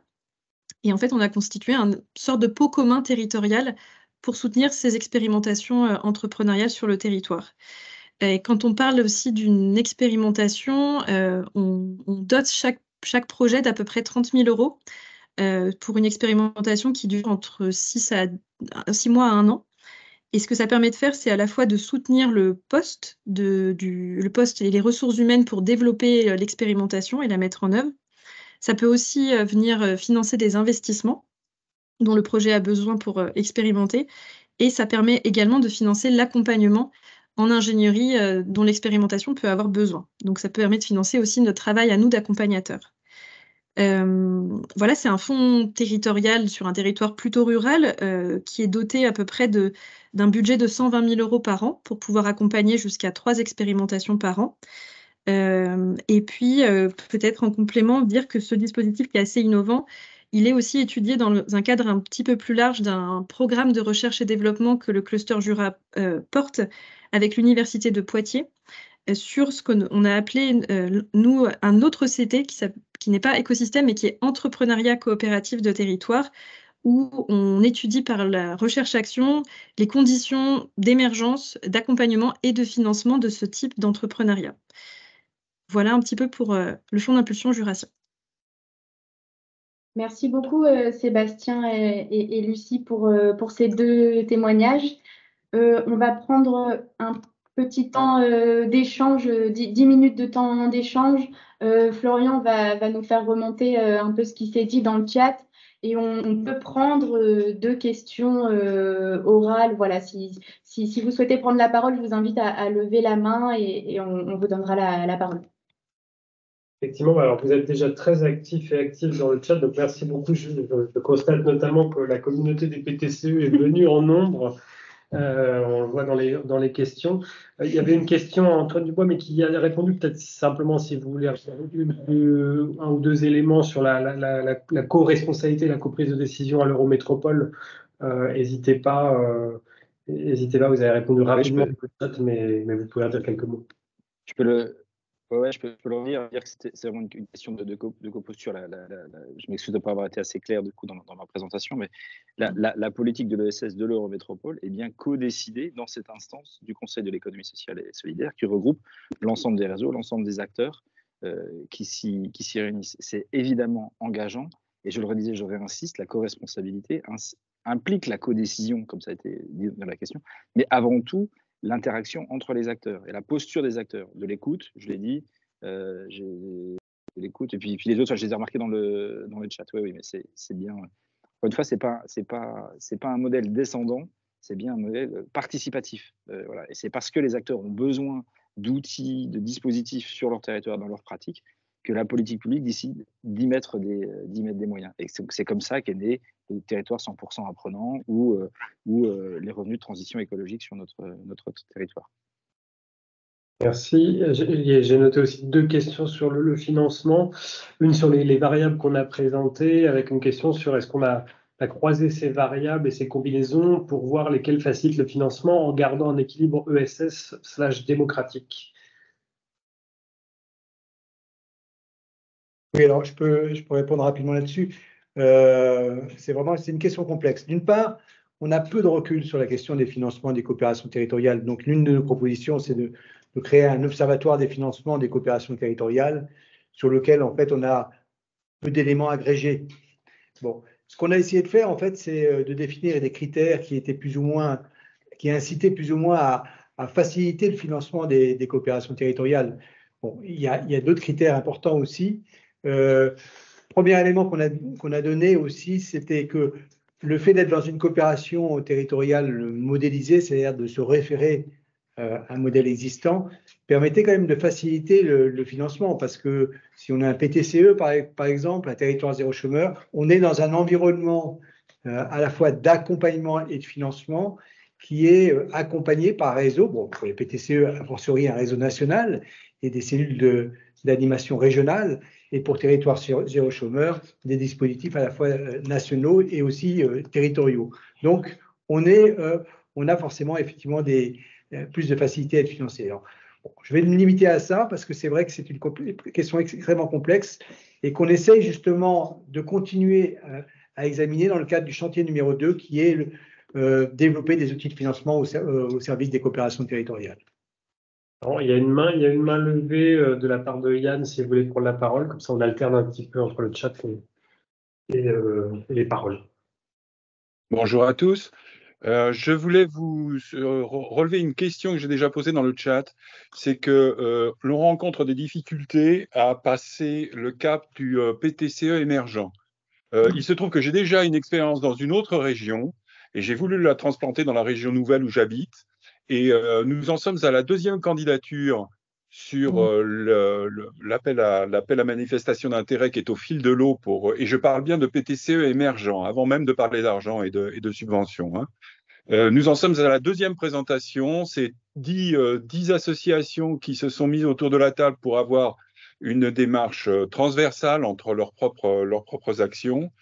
Et les comités régionaux d'animation qui portent un avis sur le projet bloquent la remontée de telle sorte que nous ne parvenons pas à obtenir le statut de PTCE émergent. Alors, les problèmes de financement sont des problèmes importants, vous en parlez beaucoup et c'est bien naturel. Mais avant cela, les coopérations, quand elles sont prouvées, qu'elles font l'objet d'une charte signée, ne parviennent pas à remonter jusqu'au ministère pour obtenir le label. Il faut vraiment qu'on sorte de cette situation. Oui, merci beaucoup. Je vous réponds, donc Marie Vernier du Labo de l'ESS, mais je suis membre de la cellule nationale d'animation qui comprend un certain nombre de réseaux, parties prenantes de la politique publique et les salariés du BESI à Bercy qui administrent cette relance de l'AMI. C'est difficile de vous répondre sur un cas d'espèce, mais je confirme que ce sont bien les cellules régionales d'animation qui sont à la manœuvre. Après, il est possible d'avoir des interactions directement avec leurs membres. Je pense que notamment un contact avec la chambre régionale de l'ESS serait utile, voire avec d'autres PTCE du territoire. Mais on vous donnera des contacts à la fin si vous voulez qu'on en reparle. Oui, j'insiste beaucoup à tout ça. Comme je l'ai déjà fait, je n'ai pas de difficulté avec les contacts, mais les arguments qui sont présentés ne sont pas constructifs. Et donc, du coup, si vous voulez, ne permettent pas d'avancer. Pendant ce temps-là, ça veut dire que les projets n'avancent pas non plus. Mais on peut en reparler. Vous aurez nos contacts, nos coordonnées au labo pour en reparler à l'issue de la restitution. Je vous en remercie. Merci. Je me fais du coup le porte-parole d'une des questions qui est dans le chat de Marianne qui nous demandait: voyez-vous des financements privés indirects comme du mécénat de compétences pour les entreprises dans le cadre de leur politique RSE? Oui. En fait, quand on parle de coopération territoriale hybride, qui sont en fait les modèles les plus répandus, on avait dit que ce soit pour les PTCE, les tiers-lieux et autres types d'initiatives. C'est la plupart des modèles existants. En ce qui concerne effectivement le financement privé, et notamment la capacité à ce que les entreprises puissent soutenir des initiatives à l'échelle locale, oui, et notamment il y a tout un mouvement d'entreprises à travers la Convention des entreprises pour le climat qui crée des partenariats avec des associations qui non seulement se lancent des défis en interne pour améliorer leur politique de RSE, ce qui est déjà une chose importante, mais aussi qui peuvent être des soutiens importants à l'échelle territoriale. D'ailleurs, je crois savoir, Lucie pourra peut-être le confirmer, que dans le cadre du fonds d'impulsion qui a été monté par Cluster Jura, il y a des entreprises privées qui en sont partie prenante. Et les entreprises privées sont partie prenante de nombreux réseaux. Par exemple, le réseau Cocagne, qui développe des jardins de cocagne, a en son sein, en général, un partenariat à l'échelle locale avec des entreprises privées qui les soutiennent. Je donne la parole à Hugues et on finira par la question méthodologique qui nous donnera une très bonne transition vers notre deuxième séquence de l'après-midi. Juste un petit mot sur ce sujet. Moi, j'écoute ce qui se dit depuis tout à l'heure. Je pense qu'on a un enjeu collectif, tous autant qu'on est, qui est d'une certaine manière de sortir d'une culture de la marge des innovations territoriales. En fait, forcément, comme les innovations territoriales sont à l'échelle d'un territoire, elles ont une dimension limitée, et du coup, on intériorise tous autant qu'on est, d'une certaine manière, cette culture un peu du petit. Je ne dis pas qu'il faut passer n'importe comment, il faut garder une vision qui est celle de la coopération territoriale telle qu'on la développe dans cette étude, dans ce qu'on se dit depuis ce matin. Mais je pense qu'il y a, si on veut produire des effets, il faut être capable de changer d'ambition. Et je prends un exemple concret. Moi, j'ai commencé à essayer de le faire, mais je vais essayer d'amplifier. Je pense que les entreprises de l'économie sociale, les grandes entreprises de l'économie sociale, c'est-à-dire les mutuelles de santé, les mutuelles d'assurance, les banques coopératives, n'investissent pas suffisamment dans la coopération territoriale. Elles le font un peu, mais elles pourraient le faire de manière beaucoup plus importante. De même que je l'ai répété des tas de fois, il est absolument anormal que sur les 54 milliards d'euros de France 2030, il n'y ait pas plus d'investissement dans la coopération territoriale. Mais c'est parce qu'au fond, on a du mal à avoir la capacité de plaidoyer là-dessus. Et donc, je pense qu'on a vraiment besoin de le faire et de montrer aux financeurs que ça n'est pas que de la subvention, c'est aussi une forme d'investissement, un investissement dans la transition, dans une économie durable, dans l'avenir. Mais ça, pour l'instant, on a encore un peu de mal. Donc, on est presque exclusivement sur une conception du financement qui est de type subventionnel, donc sans retour d'investissement. Et je pense que ça nous freine. Ça nous freine. Il faut qu'on arrive à montrer que nous sommes des investisseurs d'avenir à travers la coopération territoriale et qu'il est légitime que l'argent, voilà, on ne peut pas faire autrement. Ce monde court à sa perte. Voilà, donc il faut le dire. Et donc il faut admettre que les circuits de financement se modifient et qu'on investit dans l'avenir en investissant dans la coopération territoriale et que ce n'est pas du fric jeté par les fenêtres. Voilà. Et ça, c'est notre responsabilité collective d'arriver à faire comprendre ça. Moi, je suis un ardent défenseur de la mezzoéconomie. Je pense qu'on a été enfermé dans la microéconomie, c'est-à-dire dans l'économie d'entreprise d'un côté et dans la macroéconomie de l'autre. Et on doit aujourd'hui montrer que l'investissement d'avenir se fait assez largement, pas que, mais assez largement dans la mezzoéconomie. Voilà. Merci Hugues. Et du coup, je relais la dernière question qui nous fera une très bonne transition sur qu'est-ce qu'on entendait par étude-action. Vous avez compris, on n'est pas simplement une étude, on est une étude-action. En fait, le concept d'étude-action est à chaque fois un petit peu différent. Là, dans notre contexte, nous avons organisé 2 séminaires. L'un sur l'accompagnement et l'autre sur le financement. Et nous avons demandé aux participants dans ces séminaires de pouvoir identifier des défis qui leur paraissaient prioritaires par rapport aux questions de soutien aux coopérations territoriales. De ces 2 séminaires, il y a eu une vingtaine de propositions qui sont ressorties. Puis, collectivement, à l'issue du dernier groupe de travail, nous avons déterminé 5 objectifs principaux, d'ailleurs, qui vous seront présentés. Et ça donne lieu justement à la naissance des chantiers coopératifs. C'est-à-dire que vous aurez effectivement des défis sur la question des métier de l'accompagnement, du financement, des écosystèmes, etc. On les présentera en détail. C'est pour ça qu'effectivement, en parallèle de l'étude, on a commencé à construire cette démarche des chantiers coopératifs qui s'est matérialisée finalement par la première réunion le 19 octobre 2023 qui a permis de constituer ces groupes, enfin, ces groupes de coopération. Et donc, je vais passer la parole à Michael qui est le coordinateur justement de la démarche des chantiers coopératifs et qui vous présentera effectivement la démarche des chantiers coopératifs et qui donnera la parole aux différents référents de ces chantiers coopératifs. À toi la parole, Michael. Merci Marc. Donc, je vais vous présenter la démarche des chantiers coopératifs. Donc, comme l'a dit Marc, l'étude a permis de dégager plusieurs pistes d'action qui ont conduit à la création de chantiers coopératifs, donc qui sont concrètement le passage de la partie théorique à la partie expérimentation terrain avec les acteurs du terrain. Qu'est-ce que c'est donc concrètement un chantier coopératif? C'est un ensemble de personnes à la fois physiques et morales qui se réunissent pour traiter d'une des pistes d'action qui sort de l'étude. Donc, je reviendrai sur les 5 pistes d'action qui ont été choisies pour être travaillées collectivement, pour répondre justement à ce défi d'associer la réflexion et l'expérimentation sur des dynamiques autour de la coopération territoriale au service de la transition écologique juste.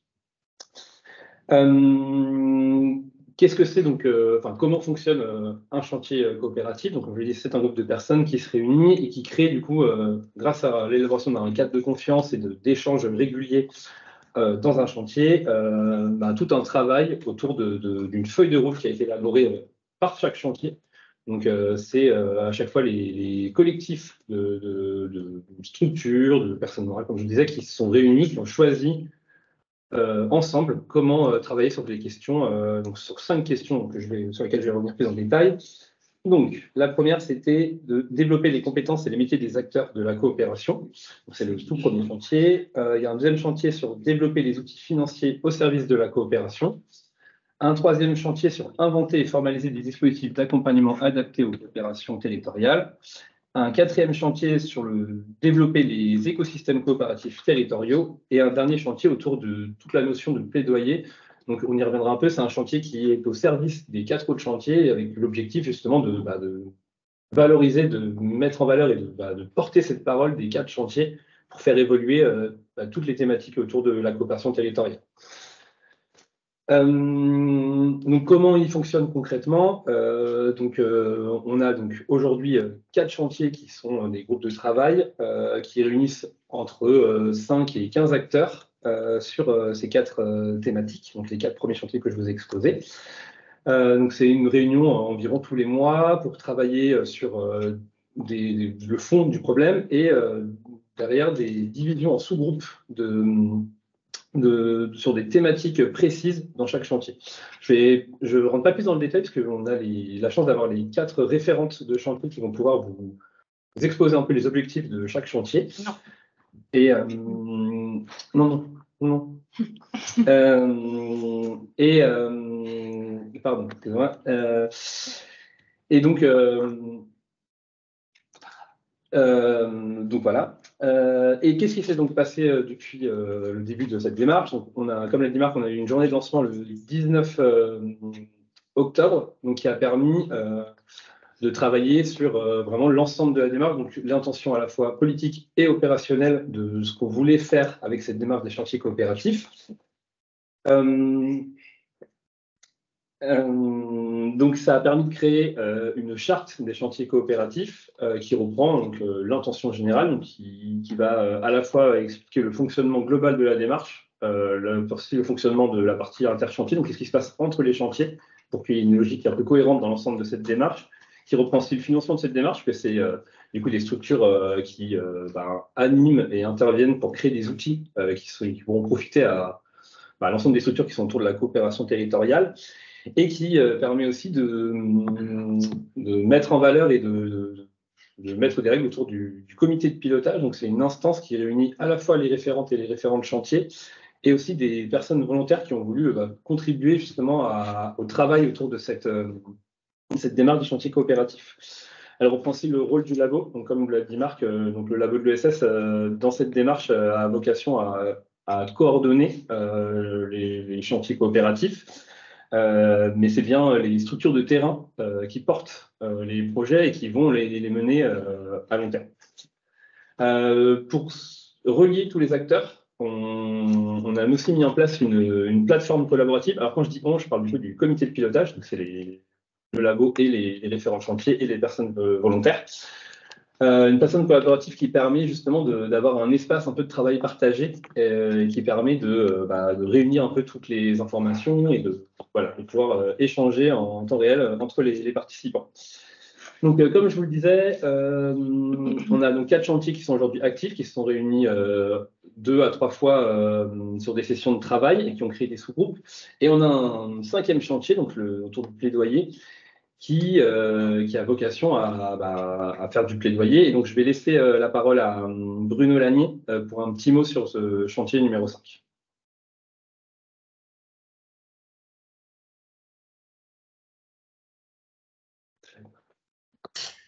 Décidé ensemble que ce chantier-là, il avait besoin de se nourrir de la contribution et des remontées des feuilles de route de chacun des chantiers. On a décidé de surseoir à sa création immédiate et d'attendre la mise en place des groupes et des feuilles de route pour lancer ce chantier-là. Aujourd'hui, ça commence à être d'actualité puisque les autres chantiers se sont réunis et commencent à produire un petit peu une feuille de route précise. Et donc, la première action du groupe plaidoyer, ça va être sûrement de faire un plaidoyer sur l'attention et les attentes que la dynamique coopérative pose. Donc voilà, ce sera sûrement une production pour la préparation du prochain COPIL élargi, d'avoir un premier texte de plaidoyer, au moins sur notre intention pour l'instant. Voilà, je peux en dire. Je te remercie Bruno. On va maintenant donner la parole du coup à chaque référente de chantier. Donc le premier chantier, je vais laisser la parole à Sophie Wizerat pour se présenter et puis présenter les intentions du chantier. Merci Mickaël. Bonjour à tout le monde. Donc, moi, je suis Sophie Wizerat. Je suis référente du chantier numéro 1, donc, qui s'intéresse au développement des compétences et des métiers sur la coopération territoriale. Peut-être rapidement pour me présenter, donc moi je suis coopératrice au sein de Savoir Devenir, qui est un organisme de formation coopératif. Et c'est à ce titre-là que j'interviens dans ce chantier-là. Je suis accompagnatrice et formatrice sur les questions de participation, de coopération et de développement communautaire. J'ai été avant assistante sociale pendant plusieurs années, chef de projet dans le développement local. Enfin, voilà, j'ai eu plusieurs métiers et toujours en fait en lien avec les valeurs de l'ESS, mais sans jamais dire que j'étais de l'ESS, parce qu'en fait, c'est ça aussi qui m'intéresse dans ce chantier et dans l'étude qui nous a été présentée, c'est de voir en fait les liens implicites qu'il peut y avoir entre nous. Au sein du chantier, donc pour vous en parler là rapidement, on s'est réunis déjà plusieurs fois et on a décidé de travailler en sous-groupe sur 3 axes qui représentent en fait un peu notre feuille de route. Le premier axe, c'est de mener une étude de marché sur les métiers de la coopération pour connaître un peu mieux le paysage de débouchés et de réalisation en fait de ces métiers. Le deuxième axe, c'est d'aller vers la création d'un référentiel métier avec l'idée aussi de valoriser ce qui existe déjà en termes de référentiel et de métiers réels. Et puis le dernier, c'est de qualifier l'existant par rapport à la formation sur la coopération, avec là aussi l'idée de valoriser l'existant, mais aussi d'aller vers une certification d'une formation longue sur la coopération. Voilà, donc on a une ambition assez élevée, donc certainement que ça va nous demander un petit peu de temps, avec beaucoup de résonance avec ce qui a été dit, notamment par Cécile Malot de la Fondation de France. Ce qui nous intéresse là aussi, c'est de regarder l'évolution des métiers et des postures sur cette question de la coopération pour nommer en fait ce qui peut sembler un petit peu immatériel, un peu implicite, pour essayer de le conscientiser, de le nommer, pour le valoriser aussi sur ces compétences qui nous paraissent indispensables. Voilà, je reste disponible si jamais il y a des questions sur ce chantier. Je te remercie, Sophie. Juste avant de passer la parole à Émilie Buatois de la région Bourgogne-Franche-Comté, donc j'excuse la référente du chantier numéro 2, qui est Wafa Garzazi du 107, qui n'a pas pu être avec nous aujourd'hui, mais Émilie a gentiment répondu à notre invitation de prendre la parole pour présenter les objectifs du chantier. Donc, Émilie, je te laisse la parole. Bonjour tout le monde, merci. Du coup, sur ce chantier, donc moi je suis participante à ce chantier et du coup, je remercie le labo de m'avoir proposé de remplacer Wafa. Je vais essayer d'être concise et synthétique.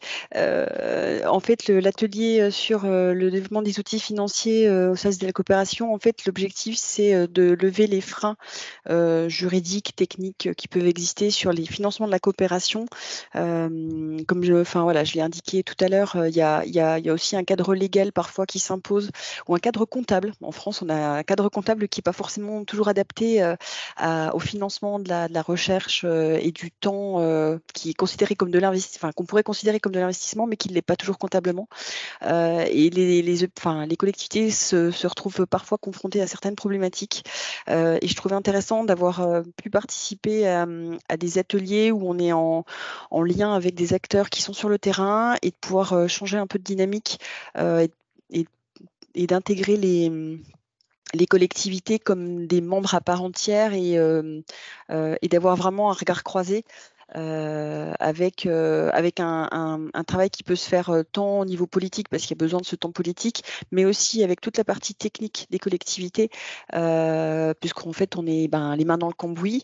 Et du coup, c'est important, je pense, nos opérateurs tous les acteurs avec qui on travaille sont en train de faire bouger des lignes aussi en termes de posture de travail, en termes de façon d'accompagner. Si les collectivités ou les financeurs changent pas de posture aussi à un moment, on va avoir de plus en plus de mal à suivre finalement ces acteurs qui répondent en partie des fois à des manques qu'on ne peut pas couvrir, nous, collectivités ou autres financeurs. Donc, c'est important de comprendre les enjeux des acteurs, de pouvoir les accompagner au mieux. Et pour ça, sans doute qu'il y a besoin aussi... donc, il y a des choses techniques qu'on peut faire, recenser les outils, repenser le rôle, effectivement, des financeurs. Et puis, il y a des choses sur lequel on a moins de maîtrise, et l'intérêt de l'atelier sur le plaidoyer, c'est de faire remonter aussi ce qui ne pourra pas bouger sans que ça soit quelque chose au national à faire. Voilà, je pense avoir fait le tour rapidement. Après, à disposition s'il y a des questions. Je te remercie, Émilie. On va passer maintenant la parole au chantier numéro 3 et je vais laisser la parole à Sylvia Garzon de Make Sense. Oui, merci beaucoup, Mickaël, et bonjour à toutes et à tous. Donc moi, Sylvia Garzon, je dirige les programmes de coopération chez Make Sense, qui est une association qui œuvre à réveiller le pouvoir d'agir de toutes et tous, notamment grâce aux coopérations territoriales, puisque on l'a vu aussi à travers cette étude, on sait que c'est un levier essentiel face aux enjeux actuels. Et donc chez Make Sense, on est pas mal investi sur ces sujets en faisant de la sensibilisation, soit à travers de l'événementiel ou du contenu, en formant aux postures de coopération et en montant nos propres programmes comme la résidence de l'accessibilité, qui est d'ailleurs un PTCE et qui fait son ouverture ce jeudi dans la mairie du 20e, si jamais vous souhaitez venir. Et donc, on est super content de pouvoir aider sur la mise en place de chantier qui fait très sens aussi aux sujets sur lesquels on agit et qui répond à des vrais enjeux de l'écosystème de l'accompagnement et du développement des coopérations territoriales. Donc, ce chantier numéro 3, son objectif, c'est on a écrit, inventé et formalisé des offres d'accompagnement adaptées aux coopérations territoriales, puisque on l'a vu dans cette étude, les nombreuses spécificités des coopérations territoriales amènent aussi à réfléchir à quels sont les leviers qui existent ou qui pourraient exister pour les aider davantage à émerger et à se structurer dans le temps. Et donc, c'est sur ces questions qu'on travaille avec le chantier numéro 3. Il y a déjà eu plusieurs rendez-vous. L'objectif dans les prochains mois, ce serait de créer une ou deux cartographies sur les offres et les outils existants qui sont dédiés à l'accompagnement des coopérations. Donc, à travers ça, on se pose plusieurs questions. Qui sont les acteurs ? les offres, les réseaux d'accompagnement existants, quels sont les outils, les méthodes qui peuvent aider soit à l'émergence, soit à la structuration des coopérations territoriales, et j'en passe. Il y a de nombreuses questions qu'on a encore et qu'on veut cibler. Et donc là, on est dans la période de validation des objectifs et de précision du périmètre de cette cartographie. L'idée étant à terme qu'elle favorise l'interconnaissance des accompagnateurs, qu'elle permette de développer l'échange de pratiques ou encore de rendre visible ce qui existe auprès des porteurs de projets, puisque l'objectif c'est bien d'aider les porteurs de projets de coopération à se développer. Et donc à terme, qu'elle nous permette aussi de voir quels sont les besoins aujourd'hui non couverts pour pouvoir aller sur le travail de nouvelles pratiques ou de nouvelles offres et mettre davantage en réseau les acteurs et les porteurs de projets. Il y a plusieurs personnes et acteurs impliqués dans ce chantier qui sont présents aussi aujourd'hui. Donc, je suis représentante, mais c'est aussi avec le travail du labo de l'ESS, de la VIE, de la Fonda, de la CRES Aura, de l'ATSIS, Ronalpia, du KIF, du Cluster Jura, et j'en oublie sûrement, qu'on travaille sur ces questions. Et disponible aussi si vous avez des questions. Merci beaucoup. Je te remercie, Sylvia. Et du coup, je passe par le dernier chantier dont la référente est Céline Coubard. Donc, Céline, je te laisse la parole. Bonjour à toutes et à tous, donc, Céline Coubard. J'ai créé une activité de conseil qui s'appelle Interstitiel, qui est un outil de traduction entre le monde public, le monde ESS et le monde des PME. Et je travaille et je suis alliée de la Fabrique des transitions. Et donc avec la Fabrique, j'ai notamment rédigé une recherche-action que je mets dans le chat autour des questions de coopération entre acteurs publics et acteurs de l'ESS, avec l'objectif de définir un métier qui serait un métier de diplomate des transitions sur les territoires. Donc, naturellement, évidemment, je me suis intéressée à ce quatrième chantier autour des démarches des écosystèmes coopératifs territoriaux. Et donc, là encore, nous sommes réunis trois fois, voilà, et nous sommes posés l'intention suivante, qui était d'identifier à travers les différentes expériences les invariants de ces démarches pour construire un argumentaire notamment porté par le chantier plaidoyer. Et donc, on est là pour identifier les freins, les leviers, les conditions de réussite et mettre en exergue ce qu'il faut faire bouger pour faire émerger ces différents écosystèmes. Donc, aujourd'hui, on est sur un temps d'identification de ces démarches avant de pouvoir construire une grille d'analyse un peu plus fine et identifier 3-4 écosystèmes qu'on pourrait davantage challenger pour trouver voilà, les points d'ancrage sur lesquels il pourrait collectivement améliorer les choses.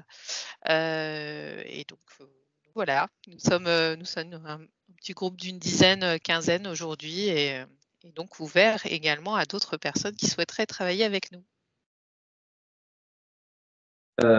Merci Céline, et donc merci à toutes les référentes et référents des 5 chantiers coopératifs qui vont mener toutes les émissions qui ont été abordées sur la coopération territoriale. Juste avant de vous donner la parole pour 5 dernières minutes de questions, juste vous donner cette information que aujourd'hui, sur la démarche des coopératifs, c'est environ 45 acteurs-actrices qui se sont mobilisés pour intervenir sur les différents temps entre la journée de lancement et les chantiers, ainsi que les interventions qui peuvent venir compléter la démarche avec des acteurs qui travaillent avec nous sur cette thématique-là. Donc voilà, je vous laisse soit Florian revenir sur ce qui s'est dit dans le chat, soit lever la main pour prendre la parole pour vos questions.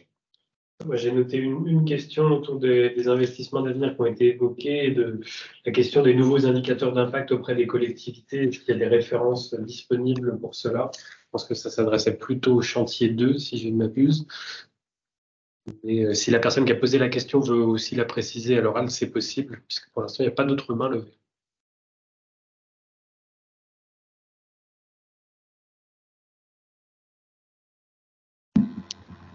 Bonjour, oui. Oui, allez-y. En fait, oui, c'était moi qui ai posé, donc Agnès Meyer qui ai posé la question sur ces indicateurs. Mais en fait, oui, je ne vois pas trop comment la clarifier autrement. C'est ce qu'on essaye un petit peu. Je trouve très difficile au niveau territorial, justement, Nous, en tant que SIG, justement, un tiers-lieu, essayant de mettre en place des coopérations au niveau territorial pour la transition écologique, de justement parvenir à faire valoir d'autres indicateurs que les indicateurs purement économiques. C'est vraiment ce qu'on nous renvoie en général, que nous ne parlons pas de véritable développement économique, mais voilà, donc c'est vraiment, je recherche toujours des références là-dessus parce que le problème, c'est toujours de parler aussi, d'utiliser un peu les mêmes termes que les collectivités, quoi. Donc, comment trouver des référentiels, voilà, pour parler un peu la même langue. Merci. Ce qu'on peut vous répondre, en tout cas, c'est évidemment une question qui n'a pas approfondi dans l'étude, et c'est aussi l'objet des chantiers coopératifs, c'est de pouvoir pointer des questions qui n'ont pas été développées dans l'étude et qu'on peut aborder. Alors, c'est l'objet, à mon avis, de plusieurs chantiers. Je pense qu'il y a pas mal de structures qui ont travaillé là-dessus. Bon, on parlait tout à l'heure de la fabrique transition, qui est, à mon avis, a déjà travaillé. La Fondation Zoën aussi travaille dessus, et bien d'autres réseaux. Voilà, je vous invite effectivement éventuellement à nous rejoindre pour pouvoir travailler sur cette question, puisque l'objet, effectivement, et le défi des chantiers coopératifs, c'est de pouvoir approfondir un certain nombre de questions, et notamment sur le plaidoyer, de travailler sur des indicateurs qui permettent de pouvoir évaluer la portée et les incidences des coopérations territoriales. Je crois qu'il y avait d'autres questions. Bon, pour rappel, le chantier 5, c'était celui présenté par Renaud Lanier en introduction, et du coup sera mobilisé un peu plus ponctuellement une fois que les autres chantiers auront avancé. C'est le chantier sur le plaidoyer. Il y a deux mains levées, pardon. Hugues Sibyl et puis Anise Meyer, mais je crois que c'est vous qui nous parlez. Juste un mot sur la question de la mesure d'impact qui vient d'être évoquée. Je pense que, comme Marc l'a dit, il y a déjà des choses qui sont parties. Je pense qu'il faut entraîner avec nous les universités, les académiques, enfin les centres de recherche dans les pôles territoriaux de coopération économique tels qu'ils ont été prévus par la loi 2014. Il est prévu que les universités, les centres de recherche soient présents dans ces dynamiques territoriales, parce que finalement, on ne peut pas demander à chaque territoire d'inventer complètement tout seul. Enfin, il peut adapter ensuite, mais il me semble qu'il y a un effort collectif à faire. Et je pense que de ce point de vue-là, dans les propositions, il me semble que ça avait été retenu, l'expérience des chiffres est intéressante. Elle mérite qu'on la défende. Hein, ces contrats qui permettent à des dynamiques territoriales d'embaucher des chercheurs pendant 3 ans, de travailler concrètement sur cette question de la mesure d'impact, qui est difficile, mais si on ne la résout pas, on aura du mal à attirer des investisseurs de manière non marginale. C'est-à-dire qu'il faut leur montrer que si on met de l'argent dans cette coopération territoriale, eh bien, ça produit des effets, et donc ça vaut la peine de mettre cet argent. Donc, c'est typiquement le genre de sujet que chacun d'entre vous ne peut pas prétendre de traiter tout seul sur son terrain. C'est trop compliqué. Il faut se mettre à plusieurs, il faut créer des systèmes d'échange pour produire, en fait, ces référentiels de mesure d'impact. Oui, Annelise, du coup, vous souhaitiez réagir du coup? Oui, merci pour vos réponses. En fait, ma question suivante, c'était justement de savoir comment est-ce qu'on pouvait participer à ces chantiers coopératifs, parce que en fait, j'avais un peu de mal à vous situer pendant votre présentation, parce que Mickaël, je vous ai connu à GPE-SEA, donc dans le Val-de-Marne, donc je vous ai dit que vous n'êtes plus géolocalisé. Donc voilà, donc la question suivante, c'était de savoir comment est-ce qu'on peut contribuer, éventuellement se rapprocher de ces chantiers. Merci. Du coup, là, vous voyez la slide qui apparaît à l'écran. N'hésitez pas à me contacter, m'envoyer un petit mail et on pourra prendre un rendez-vous pour échanger sur la démarche et rentrer plus en détail sur comment on peut intervenir dans la démarche.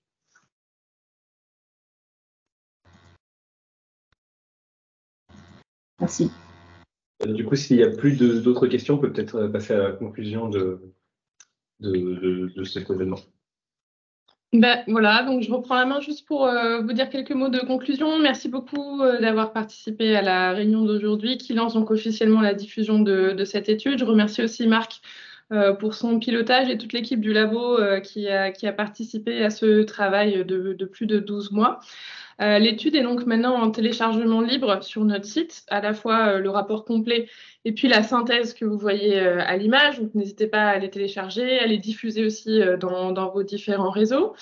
Vous pouvez aussi retrouver en ligne les différentes annexes que nous proposons à ce travail. Je signale notamment la bibliographie et puis un recensement de certaines formations à la coopération territoriale portées par des acteurs de l'économie sociale et solidaire, qui sont aussi un début de contribution aux différents chantiers sur les questions des métiers et des compétences notamment. Et puis, toute cette dynamique se poursuit donc avec les chantiers coopératifs qui eux-mêmes rejoignent l'axe 1 de notre nouvelle feuille de route pour le labo de l'ESS sur la période 2024-2026 qui porte sur le changement de modèle économique. Et donc, ce sujet de la coopération territoriale est au cœur de cet axe de travail pour nos 3 prochaines années à venir. Et là aussi, vous allez retrouver dans le chat tout le détail de la feuille de route. Merci encore à vous d'avoir participé. On va vous afficher les contacts des différentes personnes au labo qui sont à votre disposition si vous souhaitez rejoindre les chantiers ou nous solliciter pour une intervention soit généraliste, soit adaptée à vos besoins relativement à cette étude. Voilà, merci beaucoup.